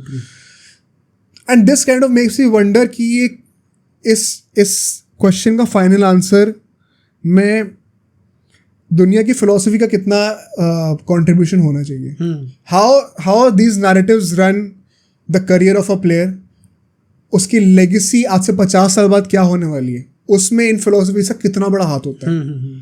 And then is it fair to Maradona? Right. What do you think? मतलब मुझे लगता है कि इन चीज़ों को टू बी वेरी ऑनेस्ट हम लोग कभी भी क्वांटिफाई नहीं कर पाएंगे. मतलब एक और चीज़ मैं बताऊं, जो 1970 का भी जो वर्ल्ड कप था जैसे, वो पहला कलर्ड राइट. टीवी में पहली बार कलर्ड उसमें वो ब्रॉडकास्ट किया गया था, और उसी में Pele had to win the golden ball. Right. तो उसका भी बहुत एक फायदा मिल गया. डेफिनेटली. यू नो कलर्ड होता है तो ऑब्वियसली जो लोग देखते हैं फुटबॉल वो तो देख ही रहे हैं, but just for the craze of it बाकी लोग भी क्यूरियोसिटी की वजह से लोग और भी लोग देख रहे हैं, तो वो चीज़ तो है डेफिनेटली. एंड आई थिंक ये जो चीज़ तुमने बोली, this is a very valid argument, क्योंकि मैं खुद भी इस चीज़ में, मैंने जो वीडियो पहले वाली जो हमने मेंशन करी उसमें मैंने खुद भी क्रिटिसाइज करा इस चीज़ को, कि आई थिंक जो भी चीज़ था, जो भी स्टोरी थी, उसे थोड़ी बढ़ा चढ़ाकर बताई गई थी उस टाइम पे. वो मिथ बनाया गया था कि Pele is that god of football, जो भी कहते हैं. एंड जो हम लोग मैराडोना के लिए कहते हैं ना कि ही वाज, मतलब वो हमारी जनरेशन के रिलेटिवली क्लोजर है, 1997 में रिटायर हुआ. हाँ. तो नेचुरली वो थोड़ा, मतलब इंटरनेट ने भी उसको देखा हुआ है, तो हमारे पास ज़्यादा डेटा है. जो लोग उसके बारे में कमेंट करते हैं आई टेस्ट के लिए, उन्होंने भी उसी के साथ ज़्यादा खेला, पहले वो देखा ही नहीं है. बट इसका एक डाउन साइड ये भी है कि आप जितने पुराने होते हो ना, आप उतनी मिस इन्फॉर्मेशन फैला सकते हो. आपका मिथिकल नेचर जो है ना, मिथिकल फिगर आप बन सकते हो, उतना पॉसिबल है. मतलब इनफैक्ट अगर नॉट सेइंग कि पहले के बारे में मिस इन्फॉर्मेशन है, मैं एक इन जनरल कह रहा हूँ. मैं तो इस चीज़ में सबसे ज़्यादा बड़ा क्रिटिसाइज पहले को ही करूँगा.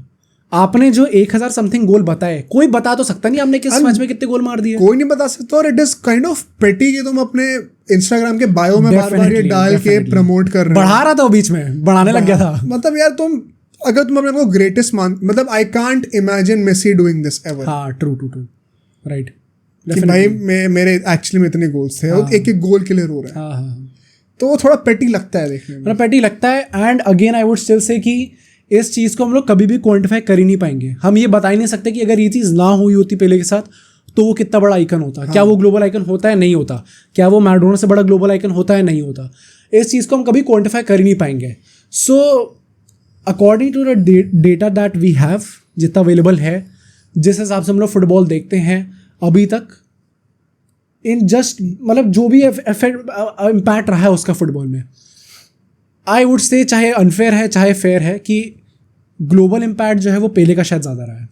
पॉसिबली. मतलब इसमें हाँ मैं ज़्यादा क्वेश्चन भी नहीं करूँगा. आई थिंक कुछ इसमें मैराडोना के अगेंस्ट भी कोई चीज़ नहीं है. नहीं, इसमें कोई डाउट भी नहीं है, बिकॉज अगर वो जा भी रहा है एग्जीबिशन मैचेस खेलने के लिए, and for so many countries he was the first point of interaction with football, कि इसके थ्रू हमने पहली बार फुटबॉल देखा. जस्ट लाइक मेसी ने भी जो MLS में जाके करा है, कई सारे नए फैंस जो है अमेरिका में बन रहे हैं, राइट, वो मेसी के थ्रू बन रहे हैं. तो उनका एक ऑटोमेटिकली एक इमोशनल कनेक्ट बन जाएगा, और वो अपनी जनरेशन्स को बताएंगे कि हमारे MLS में एक टाइम पे मेसी खेलने आया था. राइट. तो वो पहले के साथ रहेगी वो चीज़. आई थिंक मैराडोना का वंस अगेन एक डिसएडवांटेज ये भी है कि जब तक वो बॉर्न हुआ, जब तक उसने खेलना शुरू किया था, अपने पीक पे आया था, तब तक football was already a great sport. Exactly. हाँ, Pele had the opportunity to be a flag bearer of football across the globe. तो नेचुरली ग्लोबल इम्पैक्ट एक रहेगा ही बहुत ज़्यादा. आई थिंक इंडिया में भी बिफोर मेसी रोनाल्डो, पहले मैराडोना का नाम सबको पता ही था. हाँ. तो ये I can't take this away from Pele कि उसका ग्लोबल इम्पैक्ट है कि नहीं है.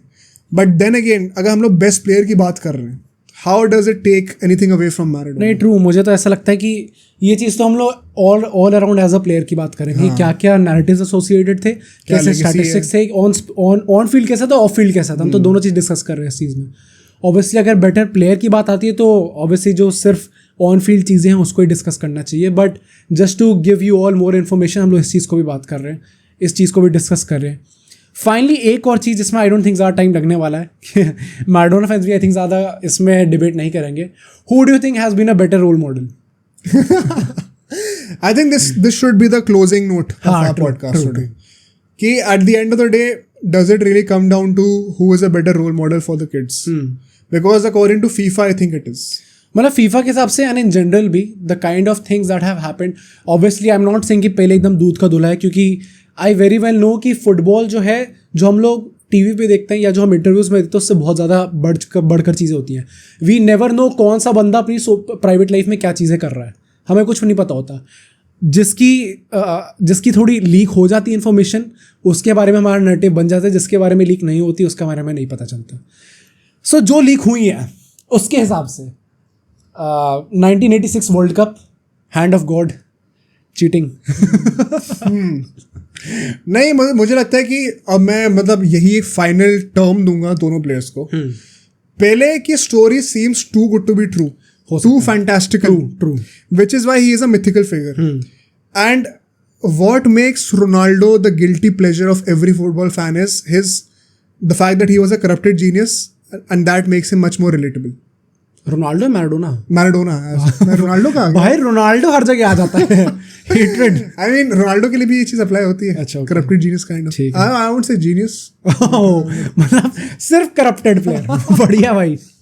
बट हाँ, मतलब for like let me correct my self, Maradona के लिए मैं ये कहा था, वो जो एक डार्क स्पॉट होता है ना हर किसी के दिमाग में, एक वो गिल्टी प्लेजर होता है कि भाई इसने जो भी करा हो, लेकिन ये खेलता इतना अच्छा था ना कि मैं शायद पब्लिक में आके एक मॉरल हाई ग्राउंड लूँ सबके सामने to gain you know good public image and goodwill, कि नहीं भाई मैराडोना ने बहुत गलत करा है, बट तुम घर जाके उसकी क्लिप्स देखते हो. मैराडोना उस टाइप का प्लेयर था.